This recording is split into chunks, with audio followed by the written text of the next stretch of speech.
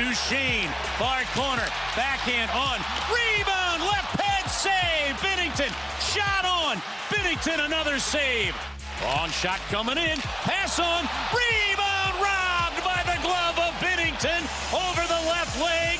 What a save on a Pavelski chance. Hockenbach shoots it into traffic. Doesn't get on. Loose puck to the far circle. And Binnington to the wing. He denies Sam Steele. And then the Stars get it to Heiskanen on a partial break. Shoots it on. Rebound put into the corner by Buchnevich. Big save, Binnington. 2-on-1. Dallas in.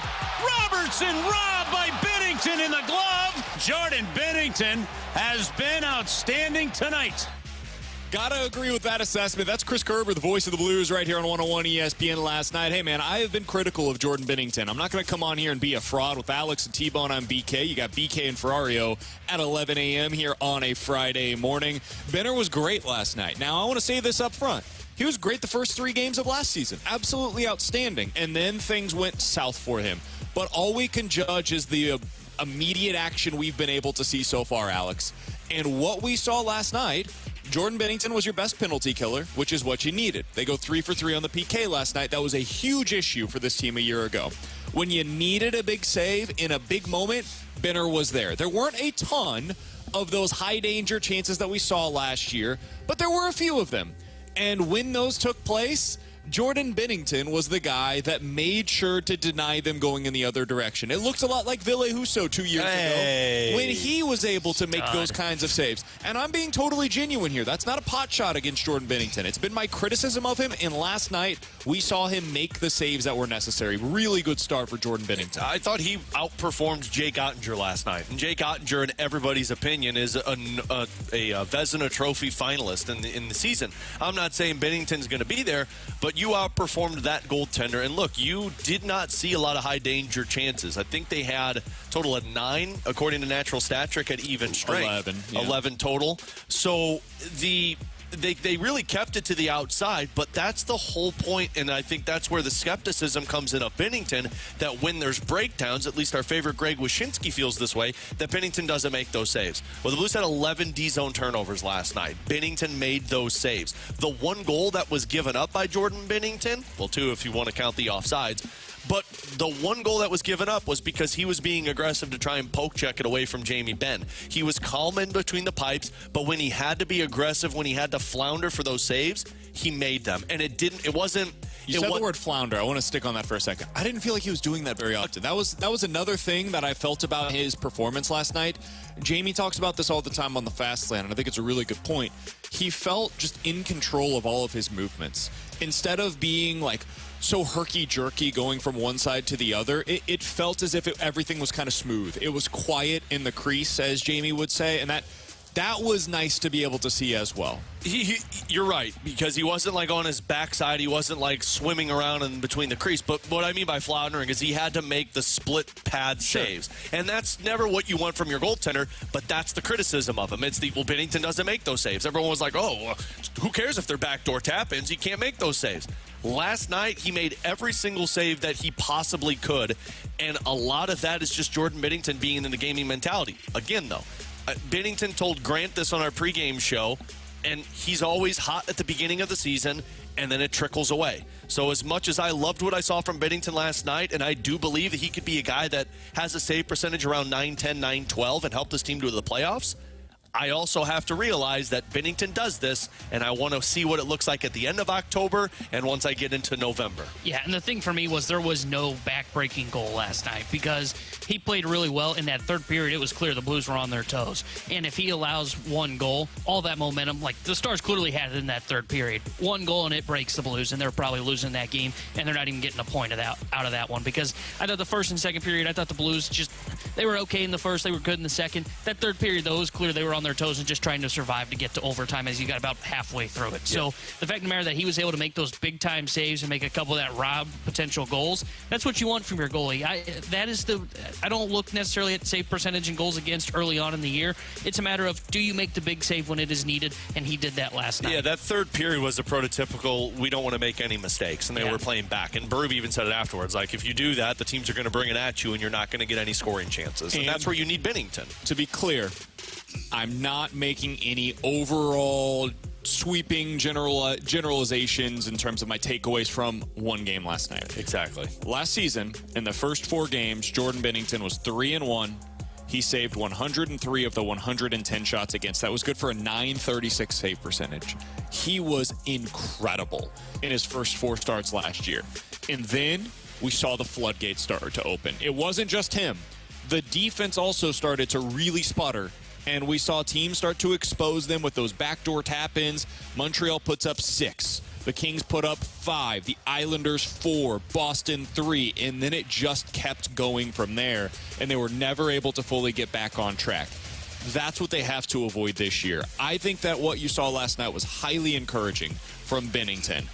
It's got to be sustainable. That's the biggest thing for the Blues this year, is you cannot get into that valley the way that they did a year ago, where you have to have the general manager come out and say, hey, good teams are able to limit the valleys, and our team right now can't seem to find a way to do that. They can't stop the bleeding. So that is a positive from last night, but we need to see it for 3, 4, 5 weeks before we can really make a conclusion that this is something that has legitimately changed from a year ago. Yeah, and that's the biggest thing with Binnington is, like, even if his save percentage is high, you mentioned that game against Seattle where he gave up 3 goals. He'd have games last season where he'd have a .900, a .919 save percentage, but he'd still give up 3 or 4 goals. And that's not going to benefit this team. I mean, we saw last night the offense is going to be a little bit slower played than what we expected, at least in the start of the season. But if you've got a game where, I mean, we were begging for games like this last season. Absolutely. Where it was a 1 goal or a tie game going into the 3rd period. If Binnington's giving up 1 or 2 goals a game, you're putting yourself in a prime position to do exactly what we're all expecting them to do this season. All right, the other guy that I wanted to spotlight, Alex, and we're going to get to more of this coming up later on today. 101 ESPN is your home of the St. Louis Blues. You heard it last night right here on 101 ESPN as the Blues opened up their season. Alex had pre- and post-game coverage right here. We'll have Mike McKenna, former NHL goalie, to help us break down, first of all, what he saw from Jordan Binnington last night, but also what he saw from the defense last night. But before we get to any of that, I do want to ask you, Alex, what you saw from one of the new Blues that is not new to our town, and that's Oskar Sundqvist. What'd you see from him? Did his performance stand out to you? Everything that I needed to see from Oskar Sundqvist. I mean, it was so good to see him back out there, and it was certain situations that it was impactful. Look, at 5-on-5, you didn't see a lot of them. I think it's probably getting a little bit better. You had a tight hockey game. You were putting your best players out there. You did have a lot of special teams, but Oskar Sundqvist on the penalty kill was the sole takeaway with his play last night. First of all, their first shift that they had, he was hitting everything. He had a scoring chance while he's falling down in front of the net. That's what you like to see. But the penalty kills, I mean, they had 4 power plays, Dallas did, and only 1 of those power plays had a shot on goal. They had 2 of them in the 2nd period. Other than that, the Blues created shots shorthanded, and Sundqvist was the one taking faceoffs. He had a faceoff in overtime where it was 4-on-3 with 40 seconds to go in their own zone, and he wins it and dumps the puck. That's 15 seconds off of that clock. So the fact that Oskar Sundqvist and a penalty kill went 100% last night, it's not a coincidence that those 2 things happen. That is a massive benefit to this Blues team. I think he's in that Noel Chari role, and I love it. Yeah. I love Absolutely. the role that he's been able to take on. Now, again, kind of like with Benner, a lot of what we're saying today, and I'm not doing this to be the wet blanket, I'm really not, but we saw it early on last year where the Blues came out and it was like, oh, this is going to be a great season. First 3 games looked really good, and then everything fell apart. So I'm trying to be a little more reserved in my judgments this time around. You and me both, brother. But last night, what we saw from Sonny is basically what they got last year from Noel Chari. And let's be fair to Noel Chari, he was great for them last year. He was the last thing that was a problem for the Blues in 2022. The problem was everything that took place around him. But if Sonny can keep up what we saw yesterday, man, he's going to be kind of like what we've seen from the Cardinals in recent years, where a lot of their under-the-radar signings end up being a lot better than the big-time, flashy signings that they make in the offseason. Sonny was one of those glue guys that you go out there and you're like, hey, this guy's going to be a 4th-line center for us. He's going to kill penalties. He's going to take all the shots off of his body. Like, this is what his role is, and he understands that, and he's totally comfortable with it. He can be your Chris Stratton. Goes out there and takes the ball for you regularly. That's what Oskar Sundqvist needs to be, and last night was a great start in that regard. 100%. And he did almost everything, it felt like. You know, Alex mentioned, threw the body around, blocked shots, especially in overtime. That 4-on-3, he's out there and he blocks that one key shot from the point there, and it allows the Stars then to kind of scramble. So I think he's a difference maker on the penalty kill. Like, I think the penalty kill, if we're looking at the Blues just kind of looking at like groupings, line combinations, the defensive pairings, the power play, the penalty kill. I thought the penalty kill was the most impressive thing last night, and I think that stems from Oscar Sundqvist. I thought Parayko, his pairing Rico and Letty was the most impressive thing that I saw last night. I thought it was really interesting. MoneyPuck.com had them as the lowest expected goals against out of all of their defensive pairs. I thought he was great, and I thought Letty had some really good moments last night as well. You know who really stood out to me, and they had him on that pairing by the end of the night? Tyler Tucker. Yeah, he looked Tyler really Tucker looked really good last night as well, so credit where it's due. I've been skeptical of what his potential is for the team, like what the ceiling looks like for him. I thought he looked really good. So if I was doing the same thing, PK definitely up there, Binnington definitely up there. One other thing that I needed to bring up was the guy that gets crapped on a whole lot here in St. Louis. I thought Parayko and his pairing really good last night. Yeah, I mean, especially because they went up against that top line that has Jason Robertson and Joe Pavelski, and I forgot what they ended with, but in terms of expected goals, they didn't have a lot of them. The high danger chances were a little significantly dropped. The high danger chances actually came on Krug and Falk. Yeah. So, and if that's what you're seeing with Parayko and Letty, and you're giving opportunities to Tyler Tucker on that spot, that's a good sign for the defense, which we'll touch on in the 12 o'clock hour. If there's a negative, I did think it was the Krug and Falk pairing. Yeah. It's not, again, none of this is overly high or overly low from me because it's one game, and you went up against a really good opponent last night. That was a good point to be able to get early on in the season.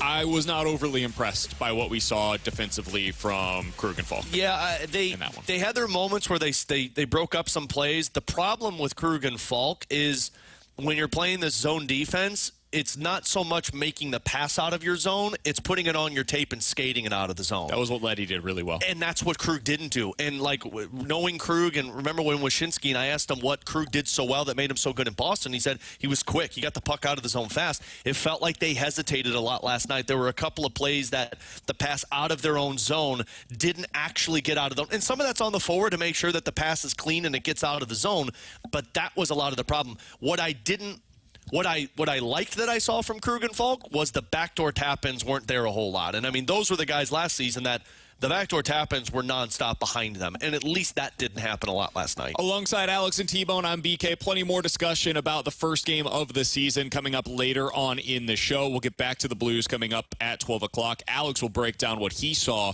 from the new scheme and why he was impressed by what they were able to do against the Stars on night number 1. But coming up next, there are some big picture takeaways that we can learn from the 4 teams that are remaining in this year's postseason. We'll get to some of those coming up next here on 101 ESPN.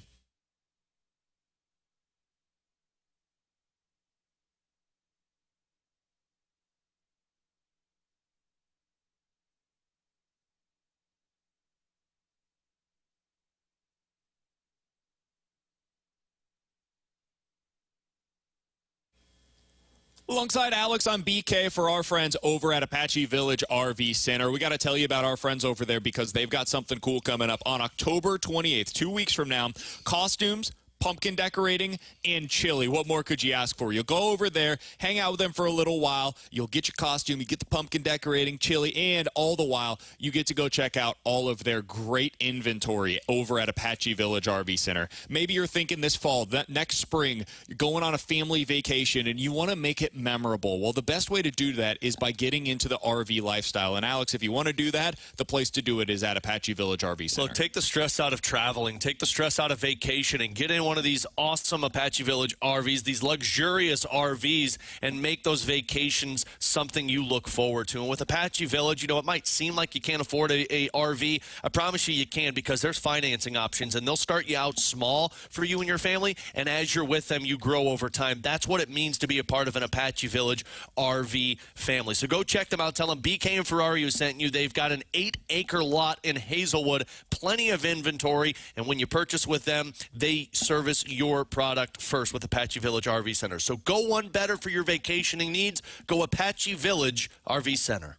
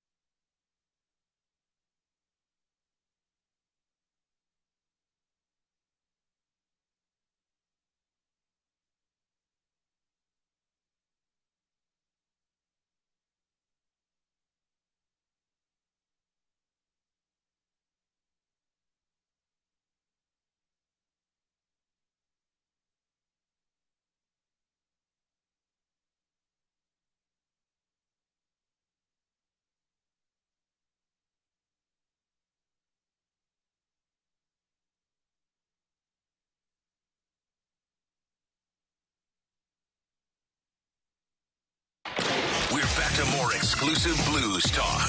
101 ESPN is live from the Centene Community Ice Center. Brought to you by Bud Light and E&B Granite. Bernie Federko's only choice for granite countertops, cabinets, and flooring.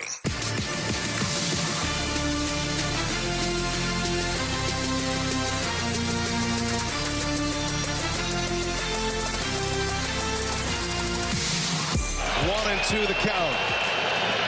And did he go? He did! It's over! The Philadelphia Phillies are headed back to the National League Championship Series. Alongside Alex and T-Bone, I'm BK. That's what it sounded like on Turner yesterday as the Philadelphia Phillies officially put an end to the 2023 Atlanta Braves' historically great campaign. The Braves didn't have the pitching. They weren't able to get the hitting. They were out-homered 11-2 in the series, and bada boom, bada bing, you are going home, my friends. Alex will turn that mic on for you. Alex, didn't want to interrupt. I do think there are some big picture takeaways that we can learn from the teams that are remaining in the postseason. There are only 4 of them at this point. We are officially to the CS in both of these respective leagues. My biggest thing that I took away early on in this thing, man, if you've got 2 dynamite lockdown starting pitchers, you got a chance to get to the CS. Now, I don't think that guarantees you anything once you get there. We've been talking about this prior to the show today. I'll be very curious to see what happens to a team like the Phillies if Ranger Suarez is not able to continue what he's done so far in the playoffs. And now you got to go a little bit more into that depth, especially in your bullpen in a 7-game series. That might change some things. But we've seen this now 2 straight years where Wheeler and Nola, that is enough. We saw it from the Rangers where Eovaldi and Montgomery, that was enough for them. I do think as you go into the offseason, if you're a Cardinals fan, that ends up informing some of the decision-making that you should have as a team as well, where you say to yourself, all right, we got to get 2 of them, and we got to get 2 studs. It's not about going out there and finding, a number 3, number 4 starter that can slot in just a little bit ahead of Miles Michaelis. No. Go out there and get the dude that you think can actually win you a game in the postseason in a game 1 or a game 2. Go get the dude that actually won a game in game 1 or game 2 of the postseason in Aaron Nola. But you're right, that's one of them. The other thing for me, watching the Phillies kind of take care of business, and really the Houston Astros doing it as well, is getting guys who show up when the brights are the lightest. Like, that is the moment. Did you hear that I said brights are the lightest? Okay, I wanted to make sure. Just get that out there. That's the moment that I feel like the Phillies knew. And frankly, it's when the Phillies know that they're going to win. It's because they know that in the biggest situation, Bryce Harper's going to come up with a big play. Guys, Trey Turner was freaking incredible in that series. And I know everyone was like, Trey Turner, that's too much money, and he's not going to be great on the back end. He's probably going to help them get to another World Series. Worth it. You've got to have the guys that are the best when you're on the make it or break it stage. And look at Bryce Harper. That's Bryce Harper, man. And so as look much at as Nick Castellanos, who has been fine as a hitter so far. Kyle in his Schwarber Phillies last career. year from the Phillies. And look, I know it was a short sample size for the Rangers. That.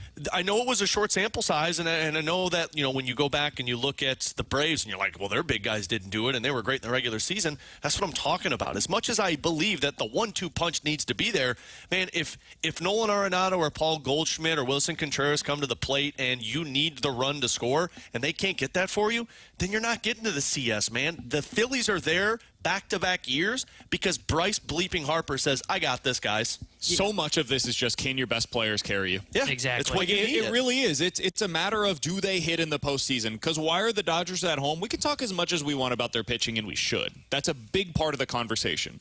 But the truth is, their 2 best players that are MVP candidates, and should be, are 2 of the best players in the league, Freddie Freeman and Mookie Betts, combined for 1 hit in the NLDS.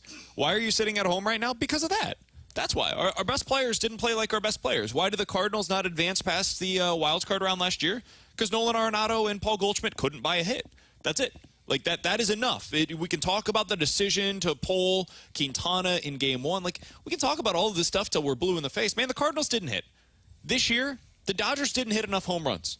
and the Braves didn't hit enough home runs, and the Dodgers just didn't hit enough. So that's a big piece of this as well, Alex. Your best players got to play like the best players in the postseason, and I know that sounds simplistic, but it's something that gets overlooked too often. Yeah, the best players in your lineup have got to hit, and they cannot shrivel under the pressure of October. And I think you saw that clearly this year. I mean, you look at the Phillies, you mentioned it. All those guys on those big-term contracts, who cares what they look like on the back end? Why? Because they're pushing for a potential another banner to fly in Philadelphia. Yeah. So it doesn't really matter. If your stars show up, you've got a good chance. And when I say stars, they've got to be able to slug, too. Like, I know we talk about, like, the hit for contact. Like, Arizona, like, the reason they're winning in October is because they started hitting home runs again, too. So it's that for me. And to me, it comes down to as much as it is the starters, you need two just dogs at the front of that rotation. You got to have an electric bullpen. And I thought this is the area where the Cardinals were light last year, too. Like, going into that playoff series, it was, Helsley, Gallegos, and that was, like, it for the Cardinals pin at that time last year. The relievers ERA is 2.86. Starters ERA 4.52 in the postseason. Like, bullpens have got to be shut down because you are using them way more in the playoffs than you are even the rotation. And you can even go beyond that. I mean, you look over in the piece from David Schoenfeld over on ESPN.com earlier today, and he talked about the lead changes that we have seen. It's basically non-existent in this postseason. For all of the great games that we have seen, there's very few that have changed leads late in innings. In fact, in the first 21 games, we've seen a total of 6 lead changes, none more than 1 in any individual game. And only 2 of those 6 lead changes in 21 games so far in the postseason have come beyond the 4th inning. In other words, you score early against the opposing team's starter, especially like the second time through the order, and then you find a way to maintain that lead with your bullpen. And if you can't do that, you can't advance in the postseason. And the chances are you're not going to be able to advance, like, even to the postseason. So this pitching staff has to get upgraded, not just in the rotation, but there should be a trickle-down effect as well of, hey, can Matthew Liberatore be a bullpen piece for you next year if he's not going to be a starter? Is Zach Thompson going to figure into some of those, like, basically what you're seeing right now from Kenta Maeda when he was in the ALDS with the Minnesota Twins? Can he be a piggyback option in that third game when you've got your number 3 or 4 starter on the mound? That's something that he could maybe factor into next year. What are you going to do with some of these young starters that are right down in the minor leagues right now? All of that stuff is something that should be considered. There's also one other thing that I think is going to be very interesting to seeing this offseason, boys. These teams that have been eliminated, the Dodgers, Braves, to name 2 in particular, Mets, I know they didn't make the playoffs, but a highly underwhelming season for them. They are very motivated to add pitching going into the offseason. The Braves have now had 2 straight years where you have this great offensive core in place, and the pitching breaks down as we get closer to the postseason. I wonder what they do with Charlie Morton. He's got a $20 million option next year for the team. They could decline that if they wanted to. He hits free agency, and they could go just replace him on the open market. Maybe they say, you know what? It makes more sense for us to go get Sonny Gray on a $20 million per year basis, and we think he's going to be more sustainable over the long haul because Charlie Morton, for how great he is getting up there in age. He's kind of the facsimile to what Adam Wainwright has been here in St. Louis with much better strikeout stuff. The Dodgers, whew, buddy, they're getting called out by everybody left and right. People want to change the postseason format basically because the Dodgers are failures. They have been complete frauds over the last 10 years other than in the shortened pandemic season that we all agree is fake. I saw Xavier Scruggs talking about how firing Dave Roberts would be a bad idea. Like, why are we even bringing that up right now? All of this is not, man, fix the roster. Yeah. The roster is your problem. Stop relying They've been going on Kershaw. cheap on their pitching for the last year and a half now. They've got to go out there and sign some dudes. And top chief among that list should be a guy like Blake Snell. So there's going to be some serious heat for all of these starting pitchers that are available. There are not very many of them available at the top of the market. That's going to add even more intrigue on who is going to be in that pitching market and what the competition will be for the same starting names that we've been talking about here in St. Louis. I think what makes this interesting, because this is going to be a bidding war. The thing that the Cardinals do not like to get involved in is the the budget for the Cardinals this year cannot be written in pen from ownership. It just cannot. Like, if you're going to fix, it's got to be. It's got to be written in pencil, and then you go, oh, man, we had to give an extra $5 million and, hell, maybe even an extra year to Aaron Nola to help get him here to St. Louis. All right, now we've got to be prepared to, whatever the budget was, increase it another $10 million because we still got to go add 2 more starters and 2 bullpen arms. Like, you know what might get super, like, terrifying for the Cardinals?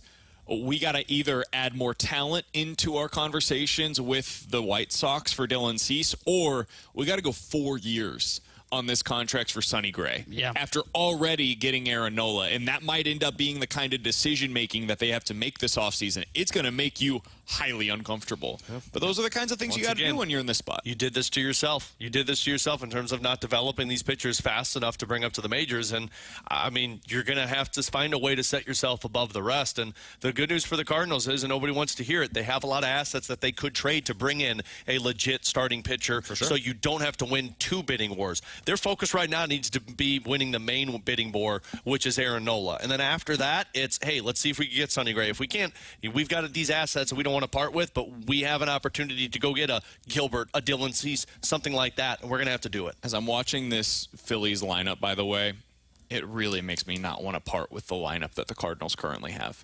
Because a lot of the pieces that are kind of like filtering through the middle of their order, so like an Alec Boehm, a Bryson Stott, those kinds of guys, that's kind of what you're looking at with a Donovan, a Gorman, a Nootbaar. It's nice to have those accent pieces to the main big boppers that you've got in your order, where the Cardinals are able to have Goldie, Arenado, Contreras, maybe Jordan Walker as a piece of that of the future.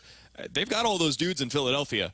But don't forget about the under-the-radar guys that have been producing as well for them and that are playing well defensively. So I do think that could serve as a blueprint for the Cardinals going into the future as well. Spend the money. Spend the money in your rotation. Don't necessarily give up those assets. Open up the wallet. Coming up in 15 minutes, we'll get to Ask Us Anything. 314-399-9646 is the Air Comfort Service text line. But next, oh, God, we're already there. It's time for our football pick'em. The standings after 1 week. T-Bone is in the lead once again with 4 points. Alex is in second. He got 2 points, 2 whole points last week. I did get 1. We'll get to our football pick'em next year on 101 ESPN.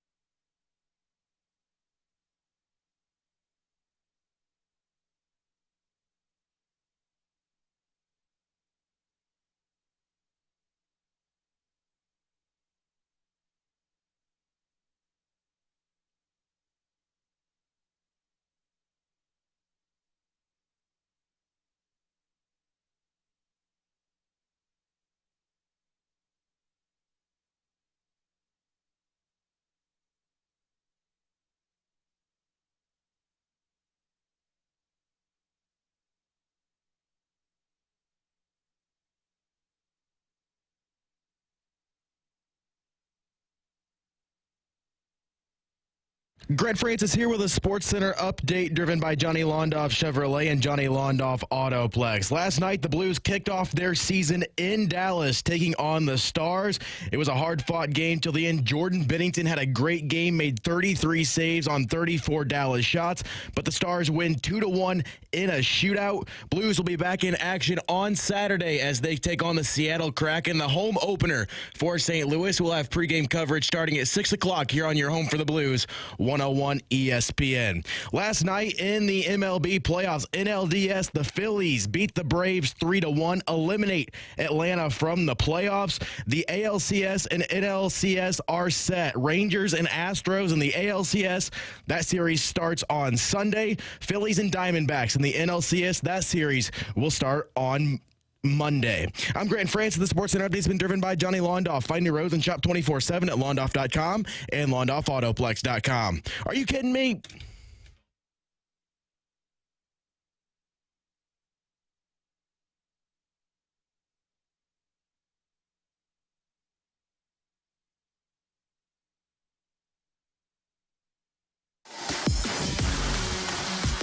All right, what could go wrong this week? Alongside Alex and T-Bone, I'm BK. You got BK and Ferrario here on 101 ESPN. It's time for our Football Pick'em Challenge. If you're new to this, every single Friday, we go through the games for the weekend. That includes Friday, Saturday, and Sunday slate. That could be in the NFL or college football. We are going exclusively against the spread. No prop bets, no totals, none of that stuff, just against the spread here on the show.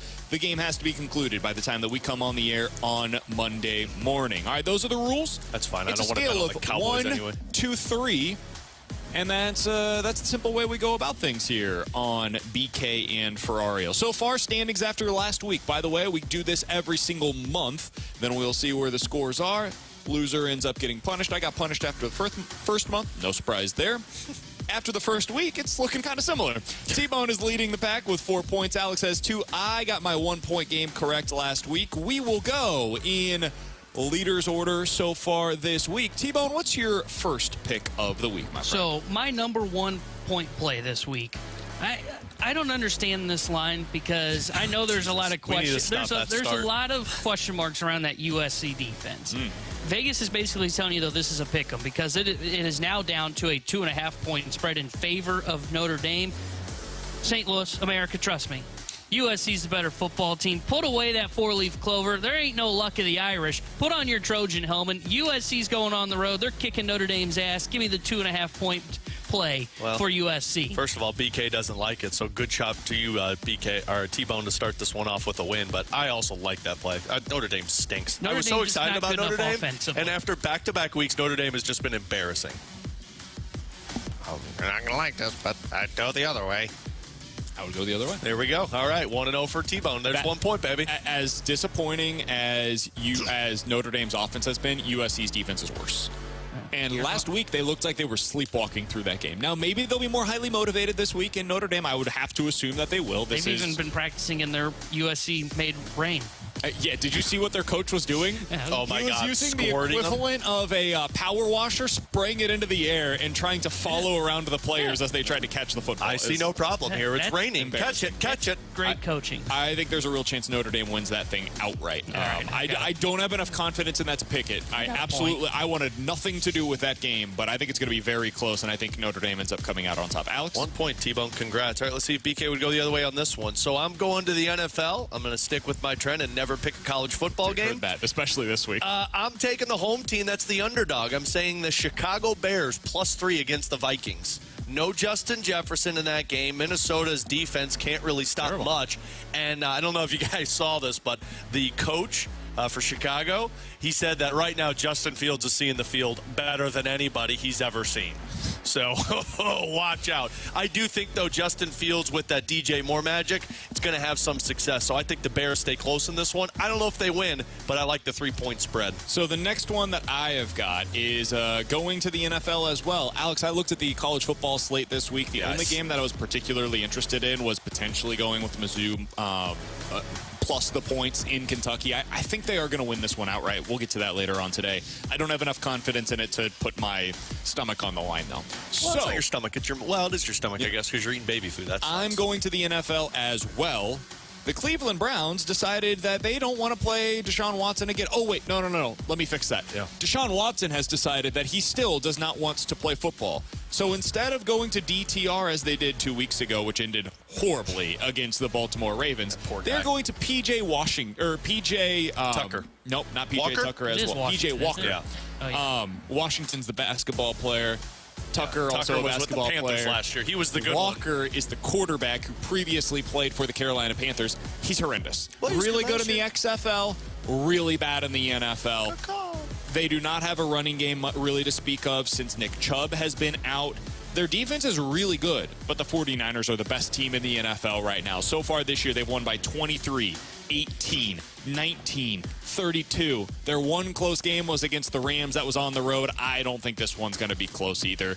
Give me the 49ers minus the 9.5 points. They're not only going to win this game, their defense is going to outscore the Browns offense. All right, well, if that doesn't happen, you lose.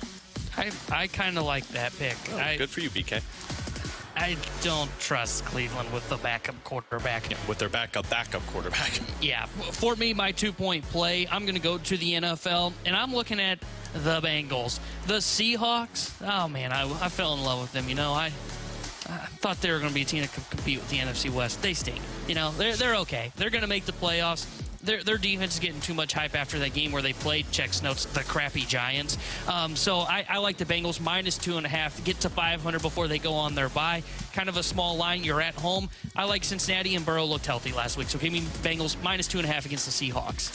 All right, number 2 play for me. So I had one. I'm crossing it off because I'm going to go with my gut, and that's always a good sign. Sure. I'm taking the 49ers minus what, 10.5 points? 9.5. 9.5? 49ers minus 9.5 against the Giants. Like, Wait, it's not the Giants? No. Or is that the Bills? get Bills. Who the Niners got? What are you doing? I looked at the wrong game. I swear that they had the Giants. All right, you lose your 2-point game automatically. The Bills have the Giants. They are a minus 15-point favorite. Would you like to have the Bills minus Who 15? did the Niners have? The 49ers He have just the Browns. gave this pick. Oh, yeah, no, bleep that. I don't want to touch that one. Yeah. Wait, hold on. I looked at the wrong freaking schedule. Are we sure the Bears play the Vikings this week? Yeah, that is real. So how the hell did I get the Niners and the Giants? Was that last week? I think you forfeit your 2-point game. Probably this is should. embarrassing. What's going on? I don't know. I looked at the wrong schedule. Did you just have a stroke on I the think radio? so. Yeah, I'm gonna just go secondary with BK's pick.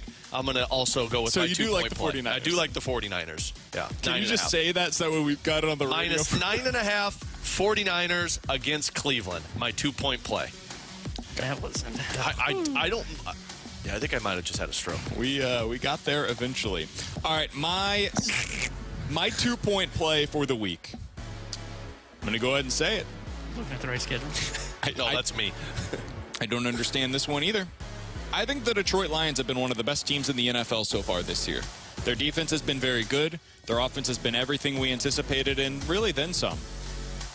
They are a 3-point favorite on the road at the Buccaneers. Hey, man, I get it. The Buccaneers are off to a really nice start. They're 3-1 on the season. They have been one of the surprises of the year. Can we look at who they've done it against?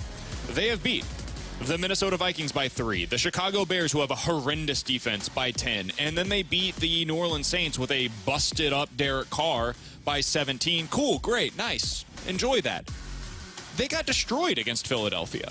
I think the same thing is going to happen in this game for the Detroit Lions. I think they win this game by 10 points, 31-21, something like that. Give me the Lions minus the 3 points. I don't think this one's even going to be in question. So, Well, I got to jump. Do you have it too? No, but are you going Yeah, with this that's game? mine. So this was my 2-point play, and Philly was my 3-point play, and I took the Philly one out because I liked San Francisco, but I wasn't as confident. And then, of course, I looked at the freaking schedule wrong. Detroit's my 3-point play. Okay. I don't like the fact that I have 2 games that are the exact same as BK, but I guess that's good for my strategery. You're in front of me. Peek behind the curtain, by the way.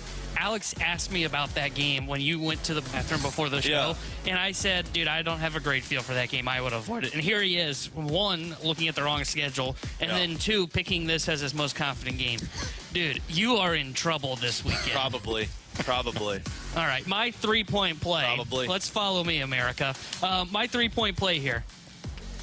Guys, I hate picking against the boys. But Illinois, it's not me. It's freaking you. You are the reason that I am so negative about this program. You guys aren't good at anything. Anything. Maryland's going to kick their butt this weekend. Give me Maryland minus 13.5 against the Illini. Illinois got no shot in that one. They're going to get Potential just letdown throttled. spot for Maryland. No, they're going to get killed. They're going to kill Illinois. It's not even going to be close. I like Maryland minus 13.5. At home. I looked at that one. I'm not going to lie to you. Didn't feel good enough about the spread, but I like the pick. It's not me, man. It's the Illini football program. They did this to you, not the other way around. All right, Alex has the Lions minus the 3 points this weekend as well. My 3-point play, I'm going back to the well. Give me the Ravens minus the 4 points. That's a bad idea. In This has London. never gone poorly for me before. Oh, no, this game's in London. Too late. Hand came off the chest piece. I forgot that this And was I'm an the one that international didn't game. check the schedule. No, I did. That's the thing. Oh, no. Oh, Hand no. was off the chest piece. Chest piece has been removed. Oh, I've made a terrible Guys, mistake. let's have a moment of honesty. You two are embarrassing us in this pick'em challenge. No, I did so much research If we on the get all of these matchup. right, we're going to not be embarrassing. All of the numbers nerds love the Ravens this week. They thought that the Ravens offense last week outperformed expectations, and the problem was drops, and that's not sustainable over time. That's going to turn around. The Titans have this run funnel defense where everybody passes against them because they're such a good run defense. Well, your stupid Ravens analytics are passing wrong. offense, we're going to get back on track, and now I'm stuck because they're in London. Okay, I'm Nope. going to... Okay. Hands are off the chest piece. Oh, God. I'll let you change it if you want, but No. it doesn't sound like you got another play. You go with my Philadelphia minus 7. That was the other one I was kind of questioning. No, this is me. I got to do it. I got to do it. The Ravens minus 4 is my 3-point play, and I'm going to watch with the rest of you as the Ravens end up winning this one 23-20, and I don't cover. This is great because I remember last week Alex picks the Buffalo Bills, and I said I like Jacksonville because they've been there for 2 weeks. BK goes, I would never bet on a London game, and here he is, his number 3 play. Guys, what's he doing with? He's guys, taking the London moment game. of honesty. Can I get rid of my 49ers pick? 'Cause No. I don't know what happened in Hey, that second you one. guys would prepare like T-Bone over here. Did prepare. You would know A, where the games are, B, what week it is. I and did prepare, 3, but have I all did 3 the picks you equivalent like. of when you take a test and you like circle in the one that you know is right, but then you erase it because like, man, maybe not. Somebody on the text line makes a fair point. What? BK and Ferrario need some sleep. Seems like the new dads. Oh, that's very true. Make sure you tune into the new episode of Mustachios and Pistachios. We'll explain that. By the way, a little bit of betting advice for all of you. I considered this. Unfortunately, the lines have moved a little bit in the direction that I'm just not comfortable with them. If you want to take one of the big lines this week, I'm talking specifically about Miami and Buffalo. Big lines are typically a stay away. However, teams favored by at least 13.5 since the start of the 2021 season are 20-2 straight up. That doesn't mean much for you on the gambling front. You'll probably look it up. They're 11-10-1 against the spread. That is concerning. That's a 50-50 proposition. Again, probably a stay away from you. However, when that team is at home as a 13.5-point favorite or greater, they're 11-5 against the spread. The problem is when those teams are coming on the road. They're 0-5-1 against the spread. So if you want to take Miami or Buffalo going into this weekend, the line is massive. Normally, that's a stay away from me. This upcoming weekend, it is something that you can consider. The other game that I was looking at for those concerned or in question, Mizzou plus the 2 points. I would. What did I do? I would follow me. What did I do? Our great listeners, I would just follow T-Bone this week. These two. How did I get to San Francisco? How did BK end up taking a game he never takes? But apparently Baltimore's been there for a while. Tennessee just left yesterday. I feel good That's about a Baltimore win. No, you I don't. Can I change my 49ers pick? I don't remember. Coming what up next, happened. Ask Us Anything here on 101 ESPN.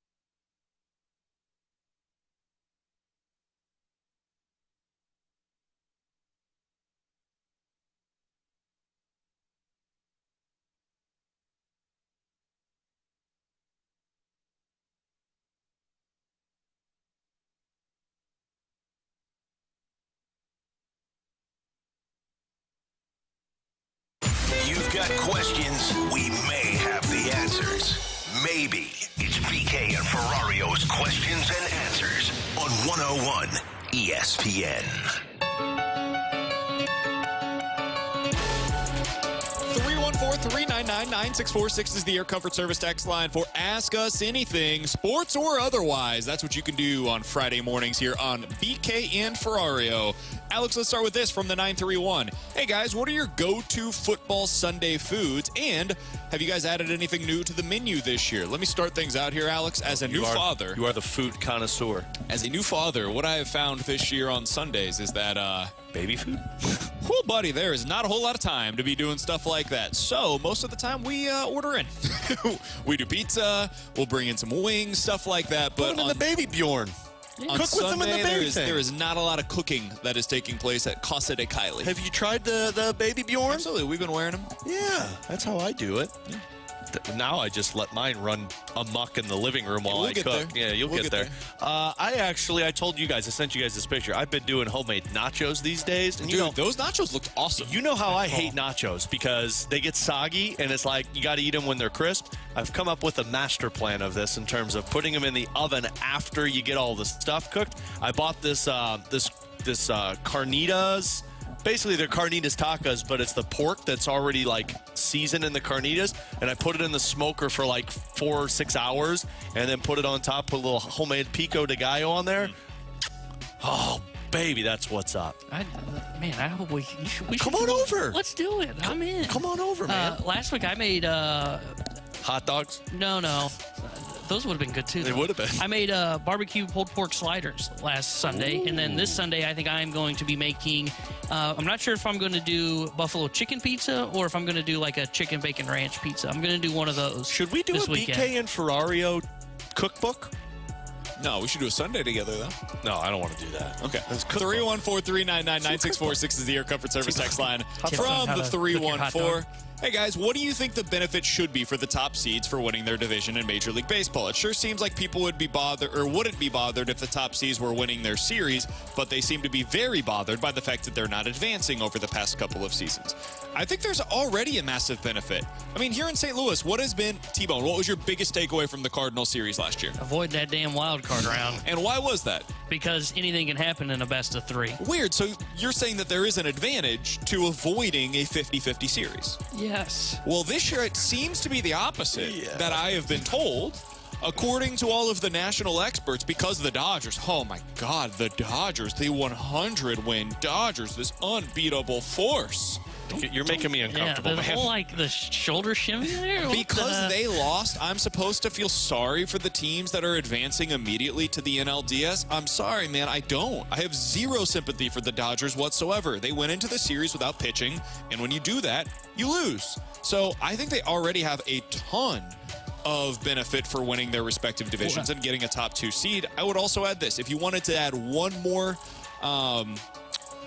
piece of icing on the cake, I would say you reseed after the wild card round. I agree with that because otherwise, what outside of the first round matchup, what are you really? This wouldn't have helped the Dodgers, though. It would have made them even more likely to be. I think it would have helped the Braves. NLDS. I think the Braves could have beaten the Diamondbacks. But I will say this too, because of all the talk of is there much of an advantage, guys? The whole one concern that the Cardinals had, and I don't know if it was a major factor last year, but some people will point to it. Ryan Helsley would be completely healthy going into a DS series last year. Coming off of the finger injury when he slipped on the mound in Pittsburgh, jammed that, whatever it was, the thumb or the pointer finger.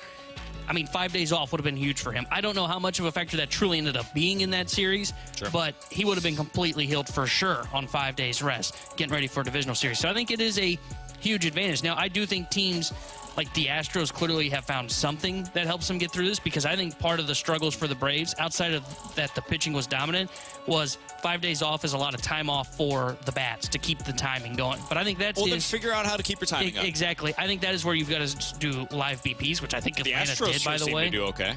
Hey man, I'm siding with you. We don't gotta keep. I know. I'm just sick of hearing these people. I'm tired of the I'm tired of the attitude. I'm about to flip sides. Okay. I'm tired of it, you know? It's the mustache. He thinks he's got more power. I know. Mario over here. Don't let it power. It's just like people complaining about everything, man, as if this is something that's new. Man, every year you see one of these teams advance, and this year the difference is you've seen multiple, but the Phillies are really good. The Astros are really good. Like the idea that these people weren't, or these teams weren't deserving of getting to the NLCS or the AL. The Texas Rangers were built for this kind of a run. It shouldn't be shocking to everybody, and it seems like it is. I think the only team that's really surprising is the Dodgers, and it's because the Diamondbacks were the ones that did it. But if the Dodgers lost to the Phillies, nobody would be surprised by that. The Dodgers failed, and that's on them. They'd probably do better if they played country roads in the 7th inning. Coming up next. 314-399-9646 is the Air Comfort Service X line if you guys want to get involved in the show. You guys can also watch us on YouTube at 101 ESPN STL. Our YouTube cams are powered by the Air Alliance team. Alex saw the changes that the Blues have been discussing all offseason long with his opinion of last night's game. What did he see specifically? How will that play into the upcoming games? We'll talk about it next year on 101 ESPN.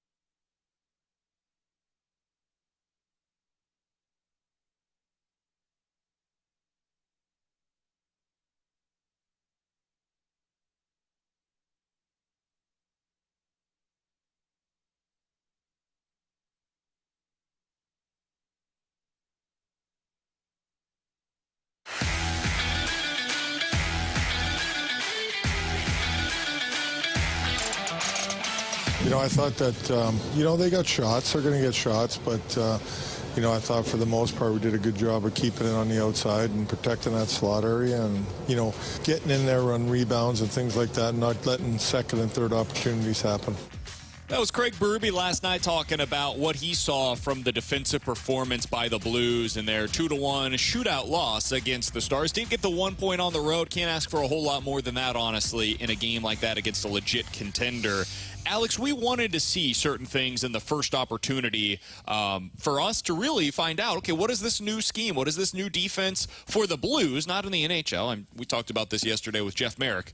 They're not exactly reinventing the wheel here. There's like two options. It's kind of like basketball, right? Man and zone. Do you play man? Do you play zone? Which one do you prefer? Well, the Blues decided to go with more of a zone defense this year after playing more of a man style the last couple of seasons. Here's what Jordan Binnington had to say from his perspective of this defense. Yeah, I think we're more aggressive, and we're focusing on our job and being there for our teammates as well. So I think we're in a good spot. Being more aggressive, and what he means by there is being there for your teammates, is covering for each other. And watching that play last night, and again, I'm not going to get in front of my skis in this and act like the defense is going to be one of the best in the NHL. Frankly, I understand that the first game of the season means nothing, and I'm not going to really judge what we're seeing until we get to November. But what we saw last night, at least from my perspective, was the zone when they were committed to it and didn't get away from what they were doing, it was working. I mean, in the first period, I thought it was spot on. The natural stat trick in that first period said that they had 0 high-danger scoring chances. All Dallas was doing was taking shots from the outside. The Blues were swallowing them up, and they were moving up the ice. There really was no sustained offensive zone time. And Dallas tried the backdoor tap-ins a couple of times. They went those cross-crease passes, and it was broken up with the player that was standing in the zone. That was accomplished. Second period, they played more in the offensive zone. Third period, they got away from it. Third period, it looked exactly what it looked like last season. But third period, it really felt like that Blues team was trying to not make a mistake. And when you try to not make mistakes, what do? You turn the puck over, and the other team's just pushing and pushing and pushing. But first period in itself, they kept it to the outside. They kept the zones exactly where they were saying it was supposed to be. The centerman covered for the guy that went after the puck. They put 2 guys in deep for it to see if they could retrieve it. And when they didn't, they went back to their zone. And the part where it felt like it's like, okay, zone at least is working, was when that goal went in the second period. If you go back and watch it, the puck goes in the zone. Marco Scandella, because it's coming back off of a rush, Scandella goes after the puck. So he goes into the corner for Jamie Benn. The problem was zone wasn't set up. The centerman wasn't back yet. So centerman's not back. Scandella's going. That crease right in front of the area. Do you remember who that centerman was on that? I don't. I think it was the Shen line, because that was the line they had the minus in it. But they weren't back in time, and so the puck was pushed up to Jamie Benn, and he was all alone. So that right there was man without the zone coverage. So it's progress considering what it was last year. And if you look at the heat map, man, they kept it to the outside a majority of that game. Did they? I thought it was mostly on the inside. No, I mean, it's a little red, but I mean, compared to what last season was, you guys remember it. Like, this whole area, they really did keep them at least at even strength in that first and second period to the outside. The third period is where it got away from them. I thought it looked better. I'm not going to lie. I thought it looked better. I didn't think it looked as different as I was really hoping. Like, I think it looked really good for the Parayko pairing. I think the third pairing was perfectly fine. I frankly didn't really notice them all that much, and that's exactly what I want that to be. I did not think it was a particularly good night for Falk and Krug. I thought early on in the first period, Krug broke up a couple of plays by the net that I was like, okay, that's what he was talking about, where he feels more comfortable in this. And then as time passed, it just kind of looked like the same defensive pairing as last year. And the underlying numbers for that duo was really, really bad last night. And that's kind of it. Like that was my ultimate takeaways from it. I hope that it continues to look more like it did last night for Parayko and whoever is with him, whether it's Leddy or Tyler Tucker. They moved those guys around a little bit last night. That's my hope.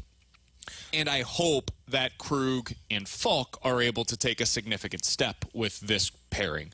But if you can just get one of those, man, up to a above average level, That is already a massive improvement from where you were at a year ago, where both of your top two pairings were just a complete sieve. Yeah, it's really surprising. I just pulled this up on Hockey Reference. It says for Krug and Falk, they started 75% of the defensive zone, and that's in all scenarios. So penalty kill-wise, Falk's starting in there a little bit more. Krug, if the power plays face-off in that zone, you're doing that. But the goal, at least it seems, of what they're wanting to accomplish is defensive zone, it's Parayko and Leddy. Offensive zone, it's Krug and Falk. That's the Krug and Falk line. We're not looking at them as they're going to be anything like a shutdown pair. That's the pair that's going to go out there and try and get offense going. The problem for that pair last night that I did see, and I know what you're talking about because they had their moments, was they were way too passive in their own zone to try and get the puck out. Yeah. And if you're going zone, as soon as that's on your stick, they want you to go north with it. It's the rush up the ice. You're trying to catch teams off kilter when they get the puck turned over. And it just felt like there were too many passes to try and get out of the zone, which was a little bit of what last year was. So I hope it was a learning experience. But honestly, the part that was optimistic for me was what you said, Parayko and Leddy. That line that pair was not good last year. And it felt like we were trying to jam a round peg into a square hole of this is going to work. This is going to work. Especially Leddy, man. Leddy. They were fluid, man. They were just quick to exit out of the zone, and that's the zone. I didn't know, and this is just my personal opinion, I didn't notice Leddy as much, which is probably a good thing. I noticed Parayko. I noticed Parayko for sure, breaking up plays with his stick, and not just getting the puck out of the zone, using his feet to get the puck out of the zone. And that was the big thing for Parayko last year. At times it was like, dude, just use your skating ability and get out of the zone, get that puck moving. And that was the biggest thing for me, was he was active last night, and it almost looked like he was playing with confidence. And that was the most important part for me. Was I agree with you, that pairing, and I agree with BK's assessment. I thought the defense looked kind of better, but it wasn't overwhelming for me. Yeah, I mean, Falk had 6 shots on goal last night, which tells you he's trying to get offense going, which I understand here. Here's the part that I always kind of go back to when it comes to what they're trying to accomplish. And what they're trying to accomplish is limit the high-danger scoring chances. I've asked Berube in the past, what do you guys deem a good defensive game? And he said less than 12 high-danger scoring chances is a good defensive game through Craig Berube's eyes. And they had 11 of them last night at even strength. There were more on the power play, but they go off of even strength numbers, obviously. So that, to me, is progress because, guys, last year – there would be 11 in the second period. There would be 11 high-danger scoring chances in one period against the Blues. It wasn't a Picasso. It wasn't to sit here and say, it is a new defense that's going to shut down Connor McDavid when they play against him. But I saw signs of progress compared to what last year was. He's Alex Ferrario. That's Tanner Hendrickson. I'm Braden Kiley. Alex, back on the game for tomorrow night, right? Blues That's right. Back in action here in St. Louis this time around against the Seattle Kraken. We'll get into a little bit of what we're expecting in that one coming up at 1 o'clock. Mike McKenna joins the show at 12:30 to discuss what he saw last night from both the defensive scheme and Jordan Binnington. That is at 12:30. But coming up next, an interesting report from Martin Kilcoyne of Fox 2 about the possibility of Yadier Molina returning to the Cardinals, this time as a coach. Is that a legitimate possibility? We'll discuss it next year on 101 ESPN.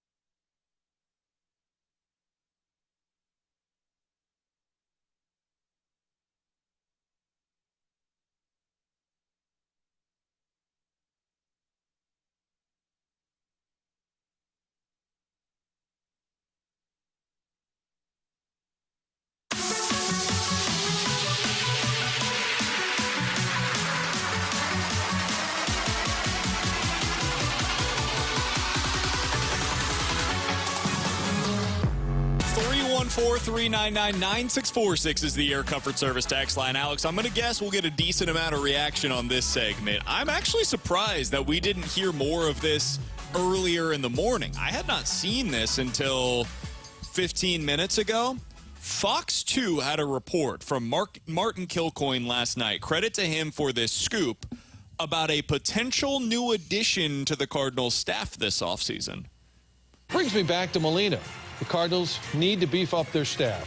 Add someone who Ollie respects and would listen to. Someone the players respect and would listen to. I think Molina checks that box. Enough so, I'm told, there's mutual interest. Keep in mind, this wouldn't just be a publicity stunt or a way to excite a frustrated fan base. Molina has managed at the international level, and it's believed he wants to manage in the big leagues. This would be a step in that direction. Now, at this point, I don't think the Cardinals have made an offer, and it's not clear if Molina would accept. But the idea of Yadi back to the Cardinals is on the table. And after their disastrous season, everything should be on the table. That audio is courtesy of Fox 2. As you heard there, that's Martin Kilcoyne with the report on the potential return of Yadier Molina.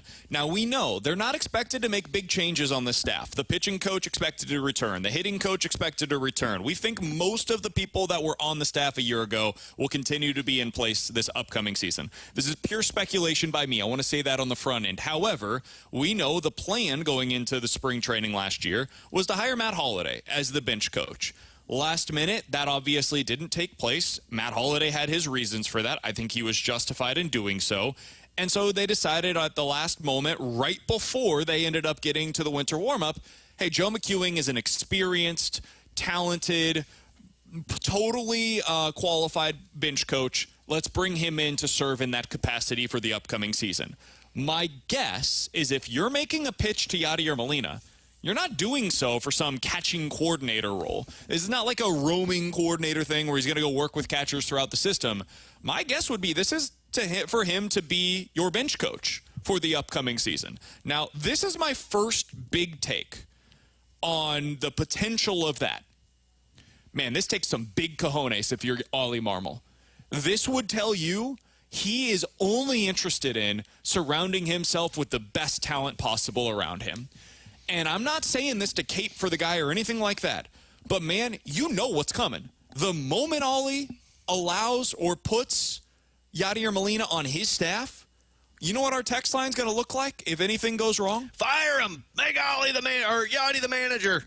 And that will happen after every game. Why it didn't happen this year as often is because Yadi just simply wasn't here. We were getting that when Yadi was the catcher. We got that with Skip, and that's what I was saying. I mean, technically it was kind of big cojones to do that with Skip, Absolutely. too, because you brought in a dude who was going to be a manager elsewhere, and you also put a guy on the staff that was a Cardinals fan that basically, if it went bad for you, it was, oh, you should have hired Skip. We're saying it now to Cardinals fans are. But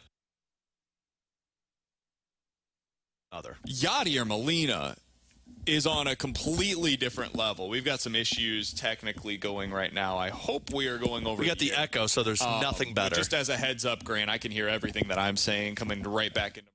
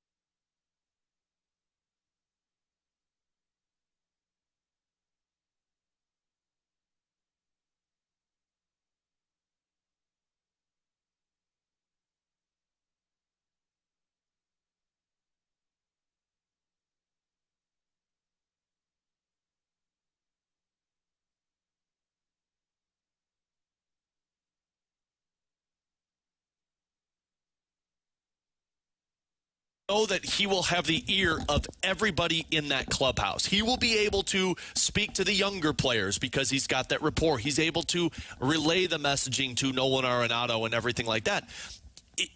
If I'm Ollie, I don't care about what happens in the outside noise, because if I get fired and Yadi gets my job, so be it. My job is to get this team to the postseason, and Yadi helps me do that. Just as a heads up, Grant, we also have the echo in our ear once again. T-Bone, what's your thought on this? Yeah, I find it interesting because my first thought was not bench coach. My first thought was bring him in as a catcher coach, because he is close with Contreras, and he's a guy that you would want Contreras to work with, work on framing, work on blocking. Honestly, you'd want that with even Herrera and Kisner, who worked behind him in recent years.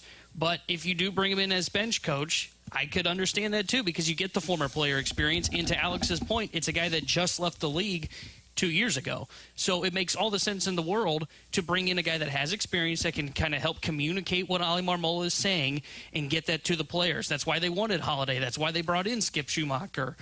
So I think it's a move that Oli clearly shows as, I know the scrutiny will be, like you said, the moment they do that is the moment that they're going to look to, hey, fan base is going to come on the side of Yadier Molina and say, whoa, that's the guy that should be manager. Oli Marmol never played in the big leagues.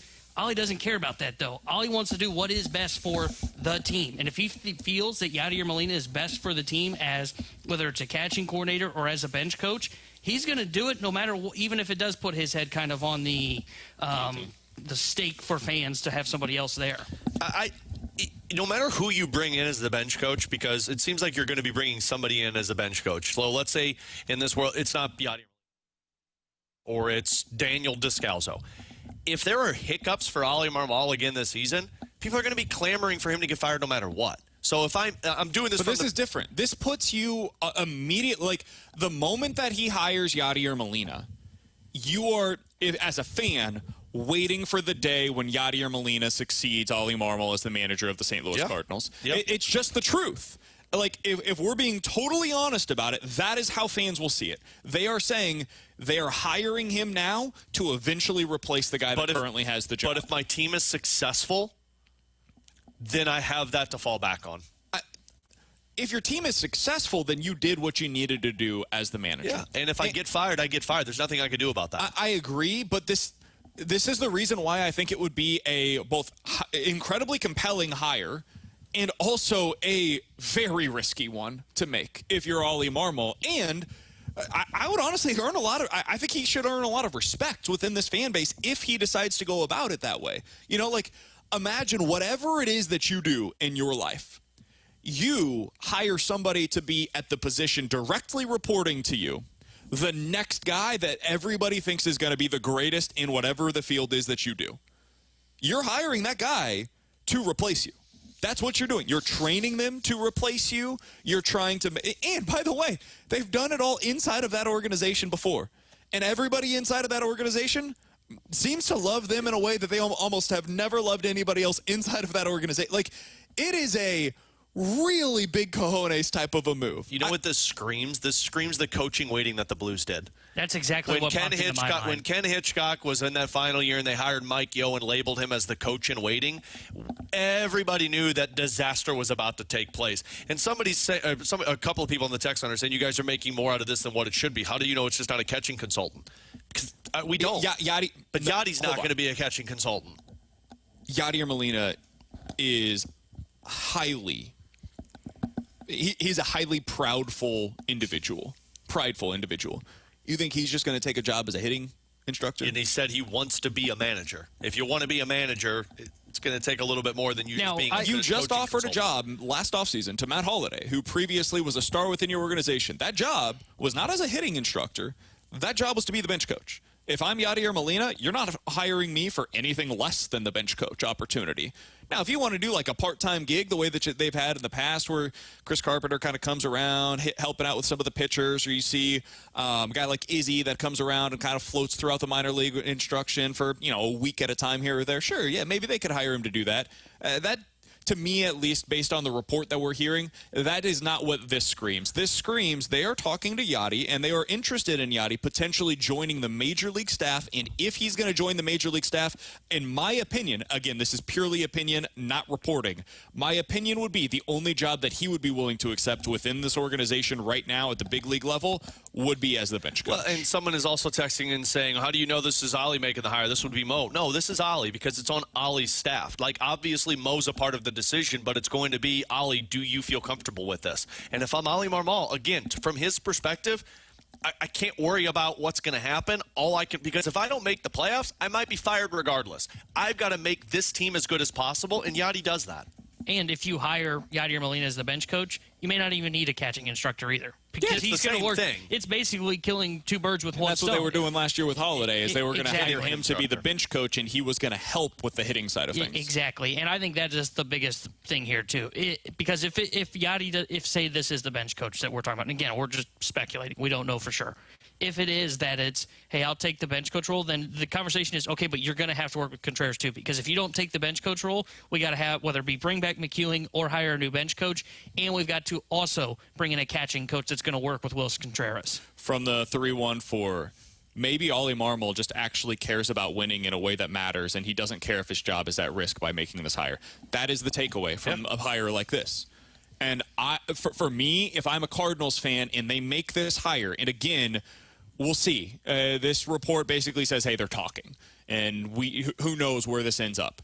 If the Cardinals end up hiring Yadier Molina this offseason to be their bench coach for Ollie Marmol, I think fans should gain a greater appreciation based upon that hire. I will, at least, based upon that hire, that this man is willing to do whatever it takes, regardless of how it looks within the fan base, to put together a coaching staff that helps the team win in 2024 and beyond. And to me, I think that's highly encouraging for 2024 and beyond that. First, he was willing to bring in Skip Schumacher. Bold strategy. Last offseason, willing to bring in franchise icon Matt Holliday. Bold strategy. Ollie Marmol wants guys that are next to him that are eventual managers. That is something that I would also want next to me, but it is also a risky proposition when your job is almost a 100% fireable position. Everybody that has that position eventually is fired, and the dude next to you is probably going to be a replacement if and when that happens. So it takes some big-time cojones. It is quite the interesting decision if you're Ollie Marmol. I really like it. I hope that they end up going down this route, honestly, because if nothing else, it would make for an interesting topic of discussion. At what point in the season does he go back to Puerto Rico for his basketball team? That's Alex Ferrario. He's Tanner Anderson, and I'm Brandon Kiley. If you missed the genesis of that conversation, by the way, it was a conversation that was started last night by Fox 2. I want to give the credit where it is due. Martin Kilcoyne had the report that the Cardinals and Yadier Molina are at least in the discussion phase of him potentially returning to the Cardinals in some kind of capacity. We don't know specifics on it yet, but we will certainly be paying attention and looking for more as things progress. Coming up next, Mike McKenna is a former NHL goalie. What did he see last night from Jordan Binnington that stood out to him? And as a goalie, what does this defensive scheme look like for you? How does it change your perspective on the game? We'll talk about it next with Mike McKenna here on 101 ESPN.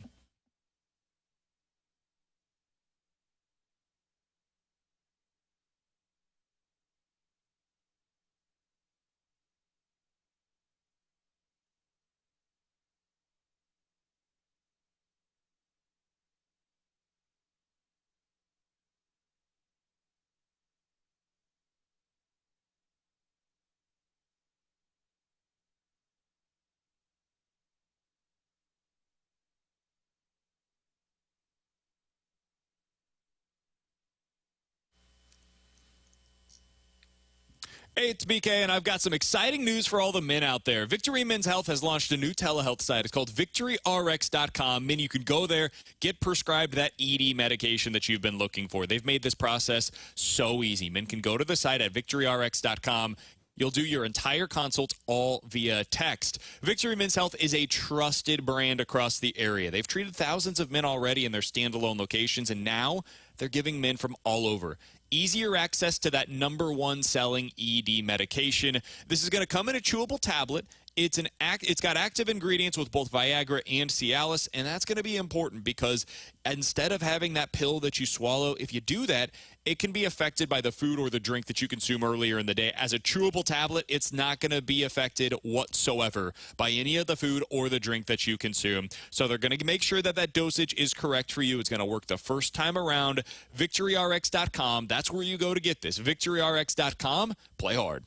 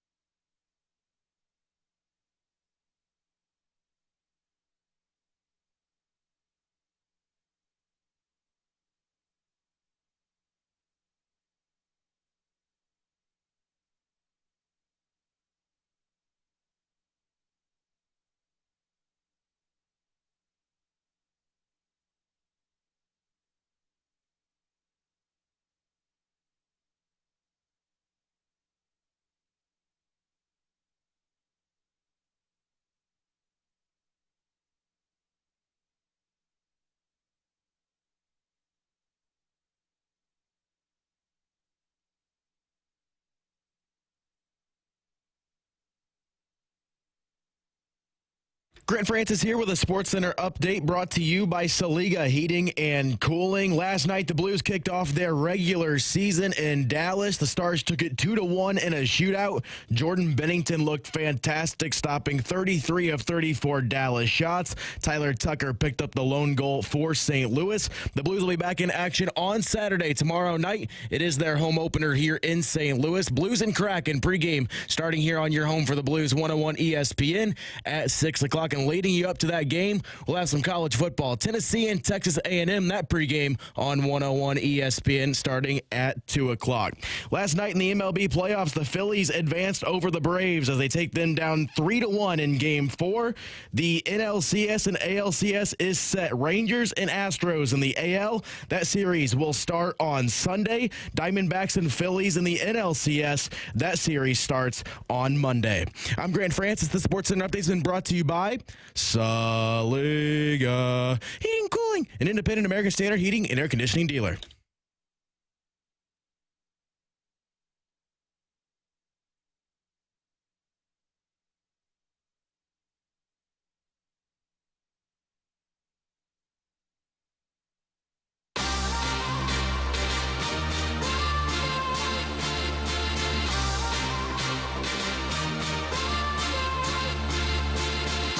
Alongside Alex and T-Bone, I'm BK. We're broadcasting live at the ENB Granite Studios out at the Centene Community Ice Center today, where the Blues are hosting their morning skate. And right now, we're happy to continue talking about the Blues coming off of last night's opener of the season. Mike McKenna is a former NHL goalie. He joins us now via the 101 ESPN hotline. Mike, we appreciate the time as always, man. Hope you enjoyed your off season, officially back to the grind of the NHL season. Let's start with the obvious. A good start last night from Jordan Binnington. What stood out to you from his first start of the season?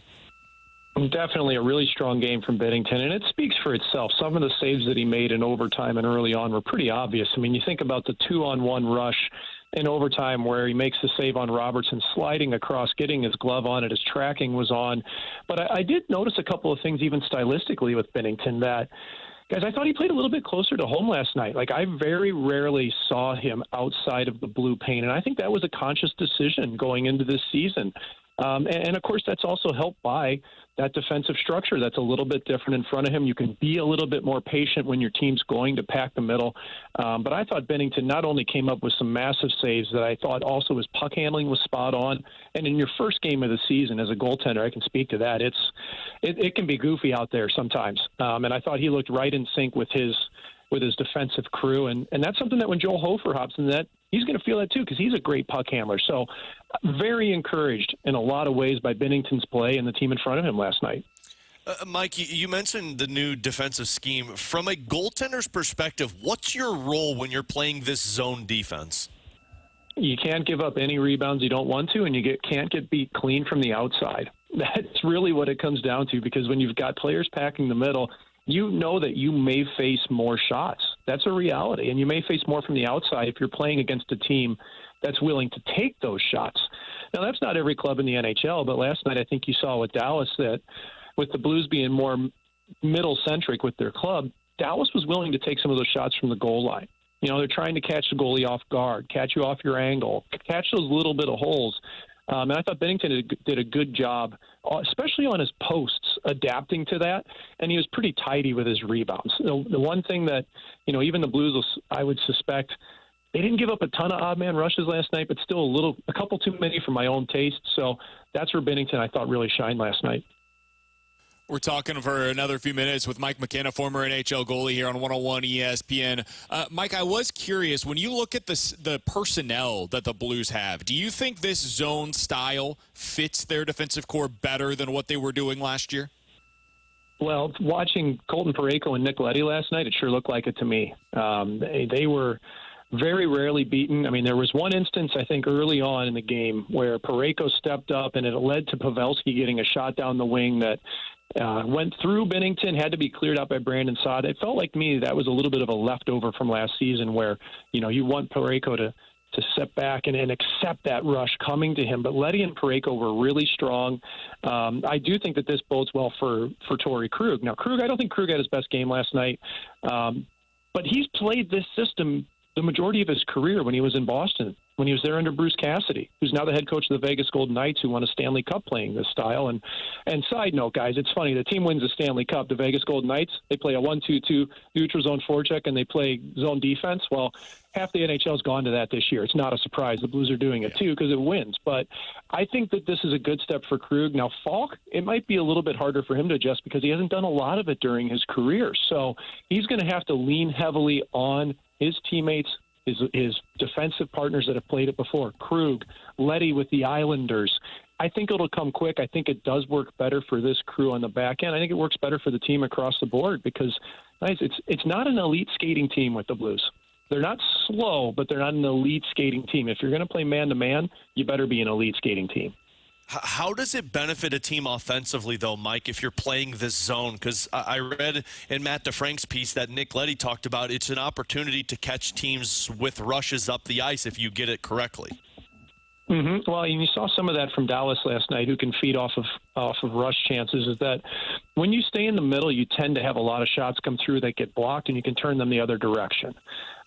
So that's one aspect to it of those shots come through, they're blocked, you go the other way. And you always have two players high in the zone as well, and your third is helping out with a centerman that can join in as well. So I think that if you're going to play that tight in your own defensive zone, you've got to be able to jump quickly, and it's really on the forwards. It's not a strict zone where you've got four quadrants of the ice and you stay in there no matter what. Your forwards have a little bit more leeway to be aggressive, to trigger on pucks.